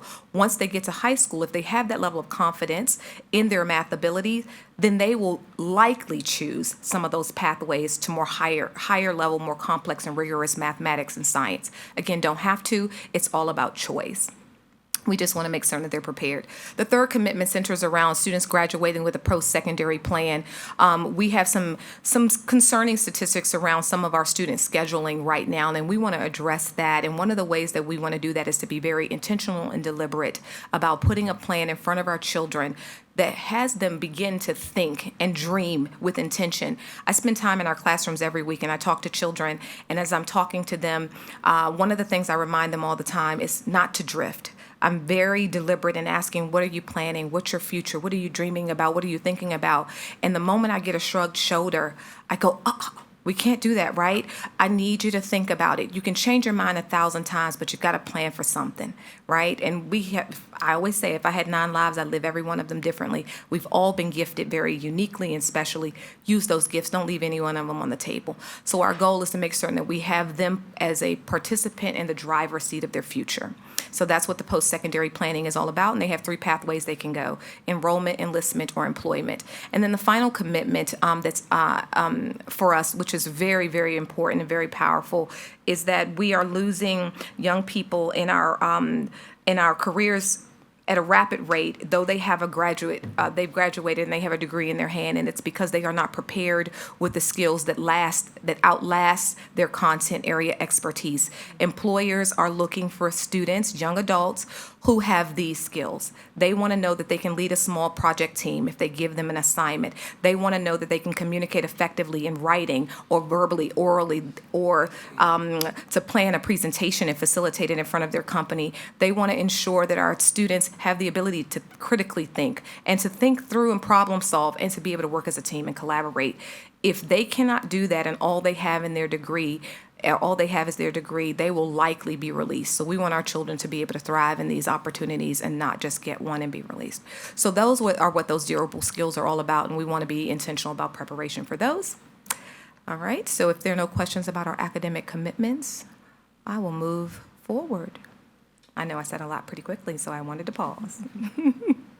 All right, with that said, these are the 4 priorities that have come up ultimately in our plan: achieving academic excellence and post-secondary readiness, the importance of ensuring a safe and supportive not only learning environment but teaching environment, because we want our teachers to be in an environment where they can thrive and our students to be in an environment that's conducive for learning as well. We want to make certain that we're doing everything we can to develop a skilled and supported workforce and ensure individual and collective wellness. With that in mind, what you'll see on the next 4 slides are in fact those corresponding objectives and initiatives that are associated with each of these priorities. And I have attached the hard copy of the draft plan in the board notes for you. So out of respect for everyone and their time, I'm happy to entertain questions along each of these slides instead of reading each one of the details to you. So I am happy to pause along the way. But as you can see, these are the initiatives. And when you think about initiatives, everyone, just think about these as a blend of what and how. Some of these tell you directly what we're planning to do. Others invite us to an opportunity to think through how that will look. So we'll be working with educators along the way to figure out, well, what does it mean if we're going to develop data systems? What are those data systems going to be? You know, we're in the process of procuring our DMS or our data management system. After that, we start to dream. What are we going to do with it? What type of data do we want to put in it? What data will drive decisions and the progress monitoring we need? So all of this is not thought out completely as it's not supposed to be. It's really a guideline for what we're going to do next, okay? And so that's pillar 2. Pillar 3.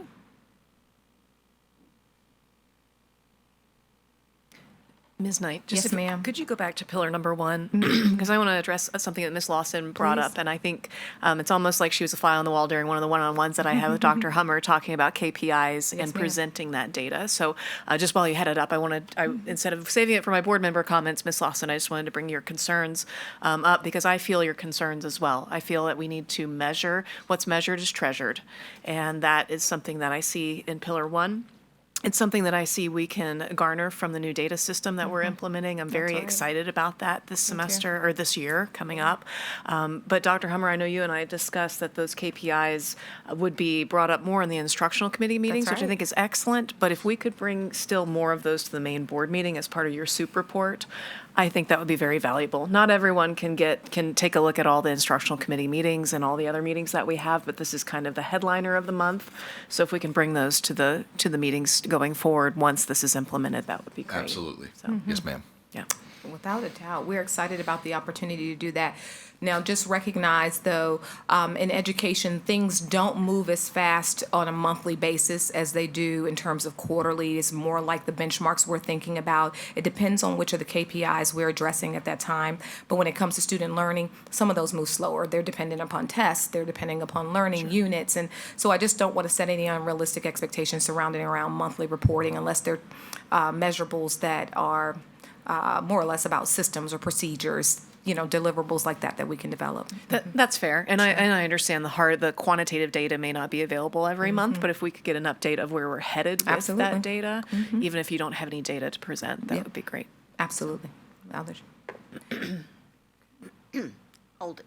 Yes, ma'am. This one right here, skilled and supported workforce. Do you feel like that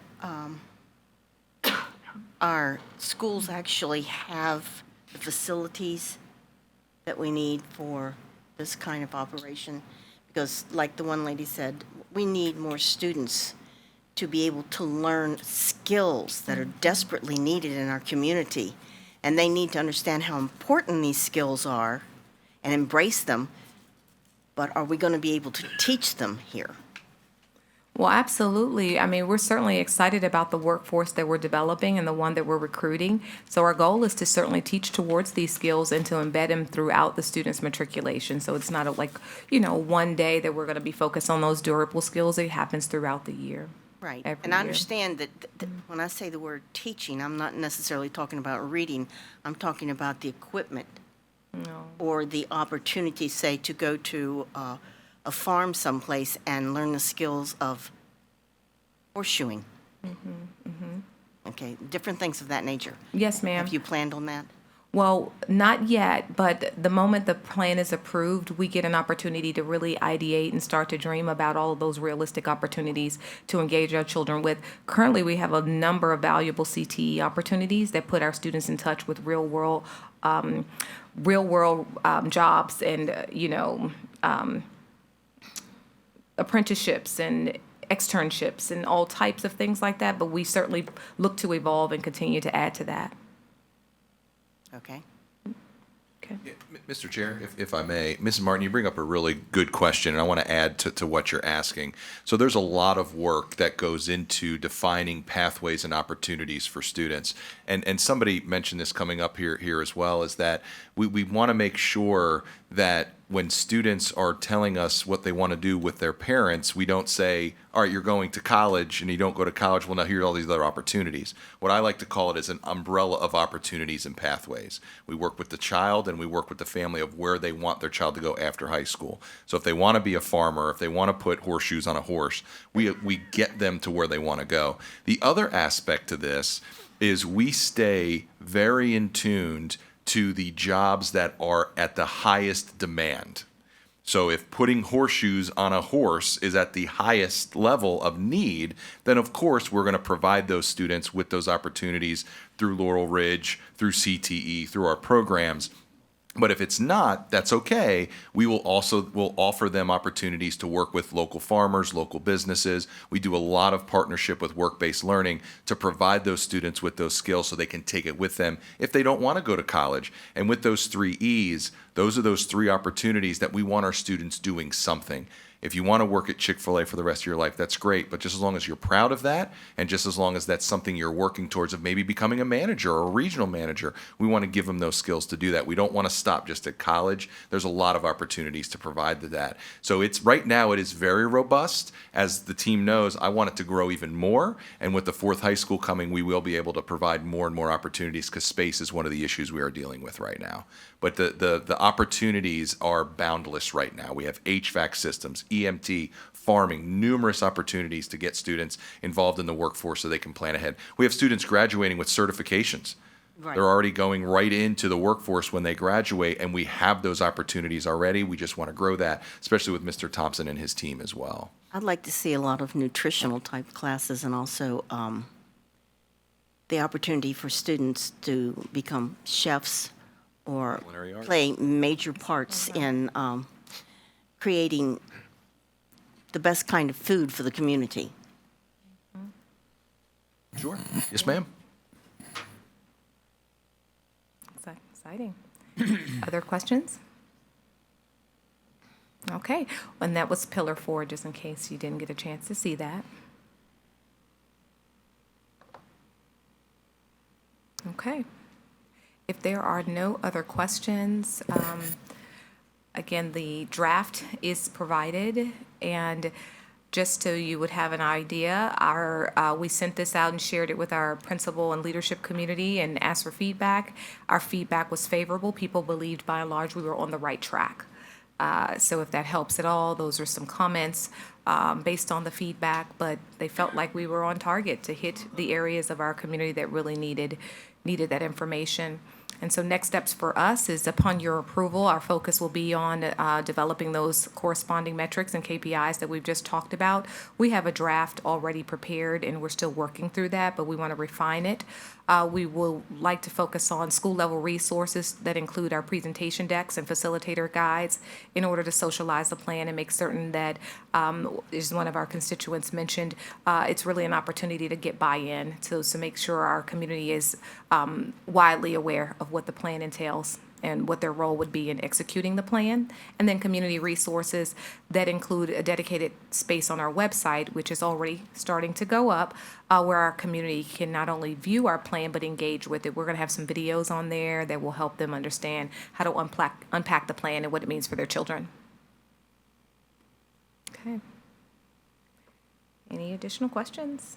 Have you ever thought about being an auctioneer? I have not. That's the first time I've had that question. She would I do have well. not. Thank you, I guess. Mrs. Knight, just to give you Yes. a kudos, so I have a few folks who I know who are on the SPAC, and one in particular approached me. I was actually at a Boy Scout camp out this past weekend, so if my eyes are puffy and my throat is scratchy, it's because I'm fighting allergies from that. Anyway, while I was putting my tent up, he came up to me and he just gave you some massive kudos to how you ran that team and how you kept everybody on track, but yet at the same time, you brought in people that you knew would have diverse opinions, some a bit of a firebrand opinion, and you were able to bring everybody together and collaborate to develop this plan. So he had nothing but great things to say. Thank So you. just want to pass that along to you and your team. Thank you so much. I received that and I appreciate all of the people who supported that work, so thank you. All right. Thank you. Next, we have the Buildings and Grounds Committee report. Who is reading that? So Mr. Atkins gave me the approval to read that for him, just in case he winds up having some feedback on his phone line. So I will proceed with that, Mr. Chair. A meeting of the Buildings and Grounds Committee of the Frederick County Public School Board was held on May 12, 2025. The meeting was called to order at 4:31 p.m., and a copy of the minutes has been provided to each board member. During the meeting, Mr. Davis discussed the CAP list highlights and a facilities services surplus auction update. Mr. Kinney gave an update on the capital improvement plan, CIP projects, and Mr. Shepard shared updates on the Fourth High School, including planning and design updates. Mr. Lee reviewed the farmland lease agreement at Frederick County Middle School and the lot consolidation at Shenandoah High School, and Dr. Hummer shared an invitation to the 75th anniversary celebration and ribbon cutting at Jameswood High School on Sunday, May 18th, 2025. The meeting adjourned at 5:01 p.m. Additional details regarding the committee meeting are included in the minutes provided to board members. Do board members have any questions about what was covered at the Buildings and Grounds Committee meeting held on May 12th? All right. Seeing none, there are 3 motions out of the Buildings and Grounds Committee meeting. The first, I move the school board approve the farmland lease agreement and authorize the chair to execute the farmland lease agreement in substantially the same form as presented. Second. I have a motion that has been made and properly seconded. Is there any discussion? Hearing none. All those in favor signify by saying aye. Aye. Any opposed? That motion carries. Mr. Chair, I move the school board approve the deed of consolidation and the plat. I further move that the board authorize the chair to execute the deed of consolidation and plat in substantially the same form as presented. Second. All right, motion has been made, properly seconded. Is there any discussion? Hearing none. All those in favor signify by saying aye. Aye. Aye. Any opposed? Motion carries. And finally, I move the board approve the minutes of the Buildings and Grounds Committee meeting held on May 12th, 2025. Second. Motion has been made, properly seconded. Is there any discussion? Hearing none. All those in favor signify by saying aye. Aye. Any opposed? Motion carries.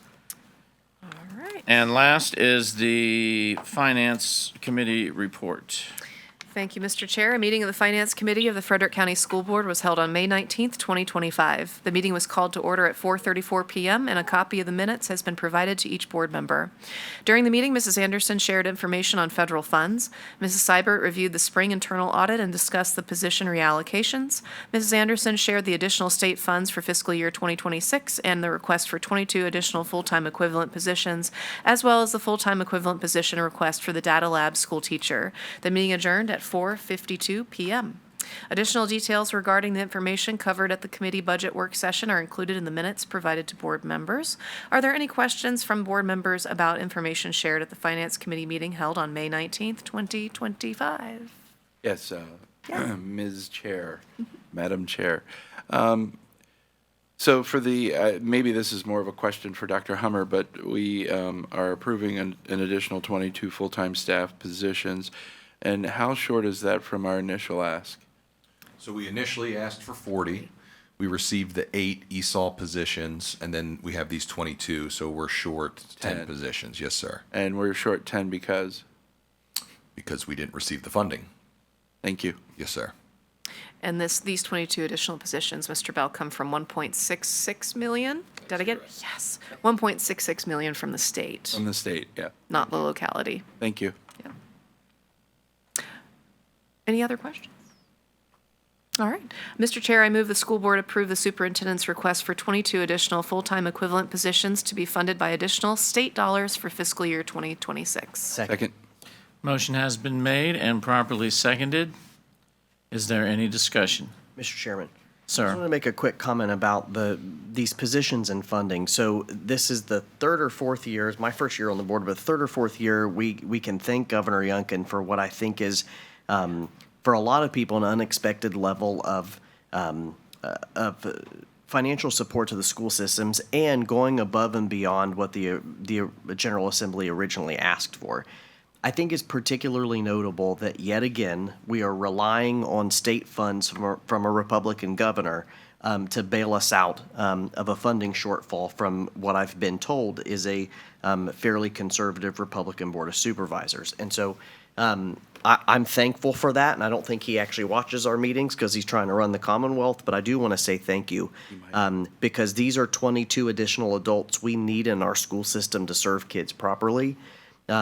I wish that we had had the wisdom locally to fund these positions up to the full ask, especially in a very, very modest needs-based budget. But I'm happy to support this. I was happy to hear it the other night, and I hope we can do even better next year.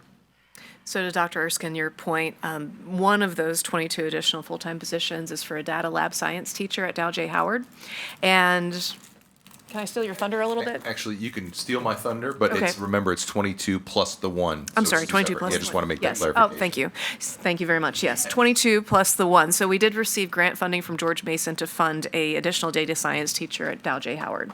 And I think Governor Youngkin might watch our meetings because he has requested to come and see our operation at Dow J. Howard this coming fall, to be scheduled September. So, No pressure, Ben. No pressure. yeah, no pressure, no pressure. But I think that's a huge, thank you for your comments, and I think he does take notice of what we're doing here, even though he has many other irons in the fire. So there's a motion on the table, it's been seconded. Motion has been made and properly seconded. Is there any further discussion? Hearing none. All those in favor signify by saying aye. Aye. Aye. Any opposed? Motion carries. And here to the second motion.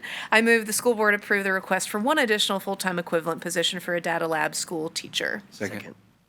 Motion has been made, properly seconded. Is there any discussion? Just to clarify, this is the one that's funded by grant money from George Mason for everyone who's watching. So, free money, always a good thing. No further discussion. All those in favor signify by saying aye. Aye. Aye. Any opposed? Motion carries. And finally, Mr. Chair, I move the board approve the minutes of the Finance Committee meeting held on May 19th, 2025. Second. Motion has been made and properly seconded. Any discussion? Hearing none. All those in favor signify by saying aye. Aye. Aye. Any opposed? Motion carries. Madam Clerk, is someone going to be able to pull that up for me? I can. At the end of, all right. Next up, we have board member comments. Are there any comments from the board? Mr. Chair. Mr. Bell. Thank you, Mr. Chair. First, congratulations to all of the students and staff that received awards or positions in our school division. We're looking forward to great things coming from everyone that we celebrated this evening. Thank you for Jameswood Middle School for hosting us tonight and allowing us to use their facility. I'd also like to thank Ms. Knight and her team for the great work that they've done on these Ignite 2020. 2030. Say who, what? 2030. Yeah, 20, yeah, thank you, 2030, yeah, thank you. And I would also like to thank the folks that came tonight and stood up and spoke. I'd especially like to thank Joel Faust for his words. Thank you very much. Christina Lawson for the great idea that you came up with. I agree with you wholeheartedly. I echo what our fellow board members have said. And I'd also like to thank Ram for her words. So thank you very much. And I believe Sonia actually also brought it up as well about the investigation and finding no harm and bringing that to light. And that's something that I will be talking with Dr. Hummer about. I guess I should first and foremost, though, welcome Marina Caruso to our board. It's nice to have a filled chair with someone with your experience and having your perspective. I look forward to working with you for the next 2 years. As has been said with citizen comments, my position is up in 2 years. Thank you for reminding me every day that you come up here and speak. And then I'd like to say a little bit about something that I know hasn't been brought up today, and I'm not trying to poke the bear or to start anything. I just want to remind folks that we feel strongly about certain issues that mean a great deal to us. But coming up and saying that they're not important and we should be focusing on other things kind of belittles the people that are feeling the way they feel about those issues. Whether it's about books, whether it's about a particular staff member that's no longer with us, whatever it is, this is an open and free forum for people to discuss these things. And instead of belittling that, we should definitely listen to what they have to say, because the only way we're going to figure out how to work together is by listening. And I have to say, whether you like one of our constant speakers who isn't here tonight, I'm very surprised. When she comes up and speaks about what she cares about, she uses words that we don't necessarily like or agree with, but the meaning behind them, I believe, is something that she feels. So I took the time to purchase the book that she spoke about and read it, and I have to say that I learned a great deal from it. And I think that it's a great book. I don't know if it's something that we should or should not have in the libraries right now. That's something for our library staff and the process to take care of. But the book I'm referring to is, I brought it with me. Beyond Magenta. Beyond Magenta. I have to also say that a lot of what was said about this book is actually not true. A lot of the things that we were told about that were in this book, I can honestly say I couldn't find no matter how many times I read it. So I'm disappointed in that aspect of it. But at the same time, the thoughts that she had about this book and having a child in our schools is something that we do and should listen to. So we have to understand that there's always two sides to things. So the better we can listen, God gave us 2 ears and 1 mouth for a reason. Is the better off we'll be. And that goes for whether you agree or disagree with this particular book. Thank you, Mr. Chair. Any other board member comments? Mr. Adkins? No, I'm good. I'll talk in person when I get there. Okay. Anyone else? All righty then. Last couple months, I haven't been making comments. One of the Board of Supervisors accused me of being silent because I had done wrongdoing, and that's a bald-faced lie. So I'm going to put that out there right now. Last month, I was called a lazy school chair, so I've decided to show you how lazy I am. But in regards to some of the things that were said tonight, yes, I have mispronounced a few names, and I'm not going to say I haven't. And I can guarantee you there's no one in this room who hasn't mispronounced a name. But when these sheets are given to me, they're not always in the same handwriting. And no offense, but some of you all have crappy handwriting. And if I can't read the name, then I'm sorry. If I mispronounce it, you'll just have to live with it. As far as my attire that was mentioned, I'm going to continue to wear my Trump shirt. I'm going to continue to wear my I don't like Biden hoodie, and I'm not going to stop. If some of you do the same thing. So there's that. But we're getting back to this. So I wanted to show you, it's not just once a month we sit up here and do nothing. There's a lot to being a school board member. And since the last meeting, and this is all just since the last meeting, I wanted to share some of the things, if this thing will work. Am I not working it right? I'm not holding my mouth right? It's on. Oh, well, I'm obvious. There we go. So on March the 24th, God have mercy. Last month on the 24th, April 24th, I attended the annual awards ceremony to recognize our wonderful staff for the achievements, for their achievements during the 24-25 year.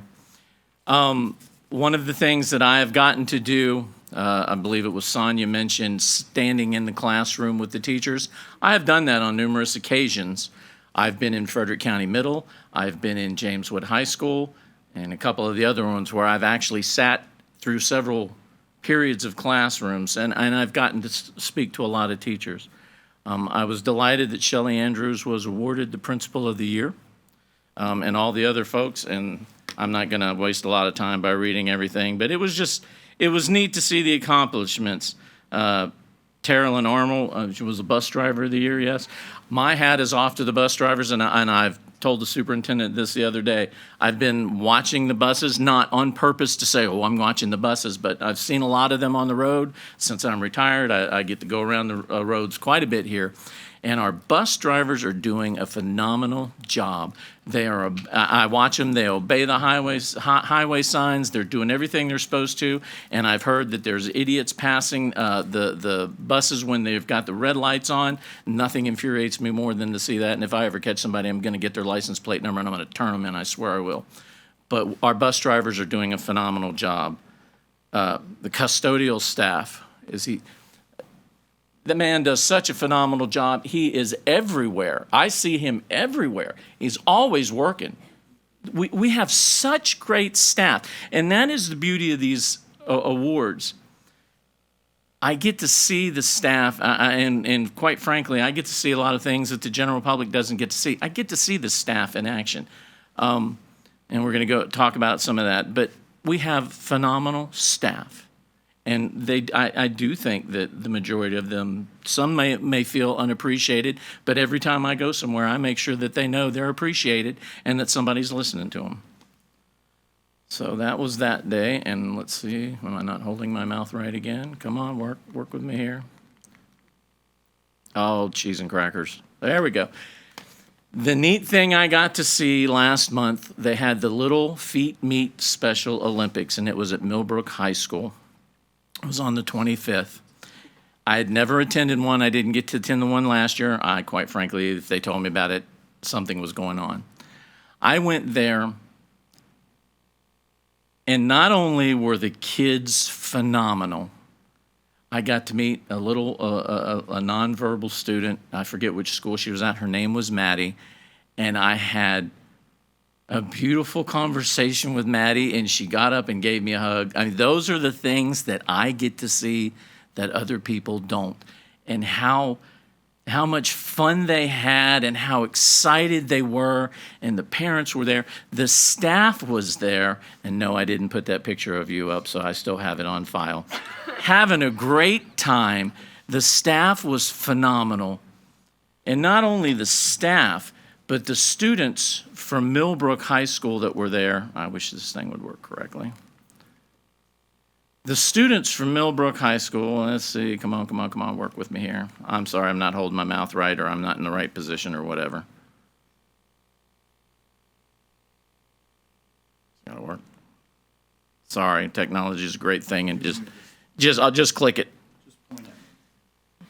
The students that were there from Millbrook High School, They went out of their way to make this event. They were fantastic. I can't tell you, they were patient. I joked with the one that had a little snail tunnel there, whatever you call that thing. I asked the girl, I said, how fast you think this old crippled man get through there? She says, oh, you can do it about 5 seconds. I had to laugh and walk away. But they were phenomenal. They volunteered their time to come out there. And this is the caliber of the students that we have. Go ahead and click again. And again, these are some of the students coming in, the volunteers. Everyone had such a great time. The sheriff was there, Dr. Hummer was there, and I can't say enough about the staff who was there participating. Go ahead. On April the 25th as well, at the beginning of the year, I toured all the schools with Dr. Hummer. It was opening day, wasn't it? Yeah. And we went into Frederick County Middle School, and Mrs. Potter's arts class, she was talking about a project that the students were going to do, and they were going to hand paint tiles for the periodic table. And there were several students, one whom we recognize this evening, correct? Each student was given so many tiles, and they hand painted these tiles of the periodic table and did a phenomenal job. And we were just lucky to get invited back to see the finished product. And I can't remember the names of the students, but all the artwork is from the students, and the students painted all those tiles. Click the next one. And these are all the young ladies that worked on those tiles, did an awesome job. And you can see some of the other artwork that has been done in the past. They were proud of that accomplishment, and I was proud for them because they did such a wonderful job. Next slide. Also on the 25th, did a lot of things on the 25th. We dedicated the field at Sharando High School to Coach Martin. It was awesome. The rain held off long enough for us to do the dedication. Mr. Adkins spoke, and he was genuinely touched. That was the first time I'd met the man, but a lot of you might know who he is. And from what I understand, he was a phenomenal coach and a phenomenal human being and did a lot for the community. And it was something that was well deserved, and I was glad for him to get that honor. All right, next slide. Oh, back one. On May the 9th, I attended the first annual local government fair at Sharando High School. Now, I was under the impression that I was just going there to look pretty, and unfortunately, one of the board members could not be there, so I ended up manning one of the tables. Some of the other folks that were there, they had fire and rescue, folks from the regional jail were there, Frederick Water was there, Bob Liero from the Board of Supervisors was there, Tanya Seibert, our Commissioner of the Revenue was there, and there were several other people there. And they brought the seniors in, and they went to each station, and we got to explain a little bit about what we do. And as I got to talk to some of the students, I met 4 or 5 of them that were planning on being engineers. One was going into the Navy, one was going into the Army, one was going to play football at a college in Pennsylvania somewhere. One young lady decided she was going to be a school superintendent, so I told him he had competition in a couple years. Several of them were going to be teachers. Again, speaking to these students, seeing how dedicated they are, and these are kids that are getting ready to go out and get to jobs and be our next generation of leaders. They did such a great job. And here's some more of the students going around. You can see Mr. Liero there on the left. And the folks on the extreme right, I think, were from the regional jail. Go ahead. Here's Tanya Seibert talking to some of the students. So it was a pretty decent event. I enjoyed being there. All right, next slide. And then on May 9th, I went to Stonewall Elementary School first. And I'm going to mess up his last name. How do you say it? Weisbrod. Okay, see, it's not just a thing. Visited the pre-K, and the principal there was talking up the pre-K. Now, I'm not a fan of pre-K. I'm not trying to start a war here, but when I went in that class and saw the level of professionalism and the way that those teachers were instructing those kids, and these kids were pretty brilliant. I mean, it was a phenomenal thing to behold. They were doing such a great job, and the principal was so proud of what they were doing. And I also got to visit the third grade class of Betty Jo Amsler, and I've known her for quite a few years. And the picture that you see in front of you is the Greek Parthenon that was made completely out of cardboard. They had been in communication with I believe it was the second grade students from Indian Hollow, and she introduced me to a book called Flat Stanley. I'd never heard of Flat Stanley before. So the students from Indian Hollow wrote a report, sent it to the third grade for them to look at Flat Stanley and whatever they were doing with Flat Stanley, and they were going to respond back to the second grade. But I just thought that was neat. Even the schools, the teachers are working intermittently with each other, and it was just fantastic to behold. And then we went over to Indian Hollow Elementary School, and we had the kindergarten game day. The one teacher was very brave because those kids were zinging those plastic bowling balls at them plastic pins, and she stood right there in front of them. So it was pretty great. We were going for the picnic at Stonewall, but the rain took care of that one. Next slide. This was the neatest thing I saw on May 9th. I went to the Arts Alive at Millbrook High School. Next slide. And I took a lot of pictures of some of the art that these students did, and it was students from all of Frederick County, not just from the high school level, but there were elementary school students that had submitted and middle school students. And I was just awed and amazed. Next slide. This young lady was a senior, and I have forgotten her name. I should have taken it and written it down, but I didn't. This piece on the right was something that she did, was completely out of cardboard. It was 3D. I had no idea you could do that much with cardboard. I saw so many things done with cardboard at that thing. I spent almost an hour walking around. Plus, they had students that were singing, playing instruments. It was phenomenal. Next slide. I met this young lady as well, and you can see some of her work there. I'm always blown away by the talent of our students because they do such a phenomenal job. We have such talented kids in our school system. Next slide.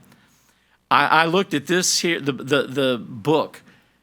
It made the train coming out of the book. I'd never seen anything like that. I can only stand in awe of the talent of some kid to be able to do that. The ceramic there on the right, it was just phenomenal in my mind. Next slide. And then we went to the 2025 retirement celebration on May 13th at Sharando High School. And I should have pulled this up earlier, but Ms. Frakely gave me the number. Oh, I'm not finding it. There you 51. go. 1,097 years. Exactly. I just found it. 1,097 years of experience of the faculty that was retiring. And they've passed that knowledge and those skills on to our teachers that are coming on board. But it's quite a legacy that they're leaving behind. And I was surprised that at least one of them, I didn't know she was retiring, and I will miss her a lot because she's always been a decent person to work with. So next slide. This is something that some of our staff here have worked on. We have a new partnership. The Frederick County Public School System is the first public school system in the United States of America to partner with the National Center for Missing and Exploited Children. We are the first to do that. People are talking safety of the kids. We're not worried about the safety of the kids. I guarantee you that we are worried about the safety of the kids. Next slide, please. So the National Center for Missing and Exploited Children, I'm not going to even try and pronounce the acronym, was co-founded by John and Reva Walsh. The mission is to help find missing children, reduce child exploitation, and prevent child victimization. Their cyber tip line received over 36 million reports in 2023. There was a 300% increase of online enticement reports through the cyber tip line since 2021. Just recently, a teacher in California, I believe it was sentenced to 30 years. She groomed those students for about 2 years before she acted on what she was going to do. So that's why this thing is important for us. In 2024, They received 67,000 tip line reports regarding generative AI. It's becoming increasingly more prevalent. AI images can be created by others taking innocent images of children, altering them to appear inappropriate. And that has been something that has happened in other school systems. Has not happened here that I'm aware of, but it has happened in other school systems. Next slide, please. So the Community Education Partnership is a collaboration to expand the center's reach and provide prevention resources and information to parents, students, and community members through their NetSmarts and KidSmarts materials. Next slide, please. KidSmarts is a prevention program for grades K through 5. It will focus on personal safety by sharing 4 rules of safety. Check first, take a friend, tell people no, and tell a trusted adult. KidSmart shares information about stranger danger and defines what a stranger is. NetSmarts is an online safety education program to ensure the information is age appropriate at each grade level, and presentations are broken up into several different presentations. Grades K2, 3 through 5, middle school and high school. Next slide, please. Some of the topics under NetSmarts are sharing personal information online, being a digital citizen, cyberbullying, identifying trusted adults, grooming, and sextortion. I know at least personally of one person that ended up being sex-extorted and almost committed suicide over that fact. Thank goodness that they didn't, but that is a problem, and this is going to help us hopefully solve those things in our own school system. The curriculum provides information on how to keep yourself safe online, as well as what resources and information on ways for children to empower and advocate for themselves when they do need help. Next slide. Along with the presentations, there are tip sheets for parents and students, toolkits, into the cloud, video series for younger children, and activities around these topics. Next slide, please. This is something that I've been banging the table out, and I believe we're getting the flyers here soon if we haven't gotten them already. Take It Down is a flyer for high school students that can connect them to this organization's cyber tip line to get support with taking inappropriate images down. It can have these images removed within 27 hours. Hopefully none of our students have done this, but let's face facts. When you're that young, you don't always use good judgment, and should they use poor judgment or some of these cyber images get put up there, here's a way for them to get help. They're probably not going to come to an adult.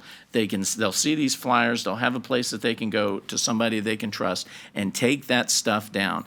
Again, safety of our students and their mental health and well-being is imperative. And this is one big step, as far as I'm concerned, in doing those things.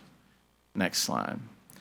So through this partnership, Frederick County Public Schools will share Take It Down posters in high schools, digital citizenship and cyberbullying information in the middle school and elementary schools, offer parent and community workshops, share resources and information through FCPS website and social media platforms, and connect families to support through NCMEC as needed.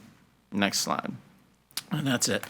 And I wanted to touch on some of those things. And all these places that I visited, yes, it was a little bit more than usual, but I'm fortunate. I'm fully retired. I have the opportunity to go into these schools, and before I retired, I was only part-time. So I do go into these schools, and I have sat in the classrooms, and I have talked to the teachers. Are we perfect? No. Have we had issues this year? Yes, we have, and some of you have brought those up. But I also have watched the social media and all the nasty things that have been said, and they've been said about me as well. But we're not the only school system experiencing these problems. There's been shootings in local school systems in our area, stabbings. One teacher was popped for sexual misconduct. There are other things going around. Loudoun County's having their own problems with investigating boys for complaining there were girls in their locker room. So we're not the only school system experiencing problems. Are they bad sometimes? Yes, they are. And again, you're never going to know the outcomes. I agree with putting a thing out there that says, yes, this was investigated, this teacher was cleared. That's fine. We're not going to give you names. But I agree with you. I get frustrated by reading some of these things as well. I've gotten on that stupid Facebook page what's happening in Winchester and Frederick County, and I have to. Sometimes I just want to scream at the stupidity because everybody on there is an expert about nothing, and I don't care. You can call me ignorant when I get on there tomorrow and write it on the page. I don't really care at this point. I have responded twice to that page when it was an out and out lie, the one out and out lie when they had the mechanical odor at Stonewall Elementary, and somebody got on there, they received a package with no name and all the children were moved to an off-site location. And I did say that's bullcrap, because it was bullcrap. But I get it. I see the same things you all see. I'm the subject of the same things that some of our teachers are. So anyways, I'm not a lazy chair. I've been doing a lot. These board members have been up here doing a lot. It's not easy to sit up here. It's not easy to listen to this bullcrap that gets spewed in here sometimes. But I do the best that I can. I follow the advice of my legal counsel, and that's what I'm going to continue to do. And I think that this board has done a phenomenal job, whether any of you agree with it or not. We work well together. We may not always agree on the subject, but we have done a phenomenal job, and I think we've gotten a lot accomplished, whether you all agree or not. And that's the end of my comments. Thank you very much. Any other comments? All righty then. Oh, we do have one announcement. I am so sorry. Our next monthly school board meeting will be held June 17th, 2025. Thank you, Madam Chair, for keeping me straight. Do I have a motion for adjournment? Mr. Chair, Mr. Bell. I would like to make a motion to adjourn the meeting at this time. Second. It has been motioned and properly seconded. Is there any discussion? Hearing none, all those in favor signify by saying aye. Aye. Aye. Aye. Any opposed?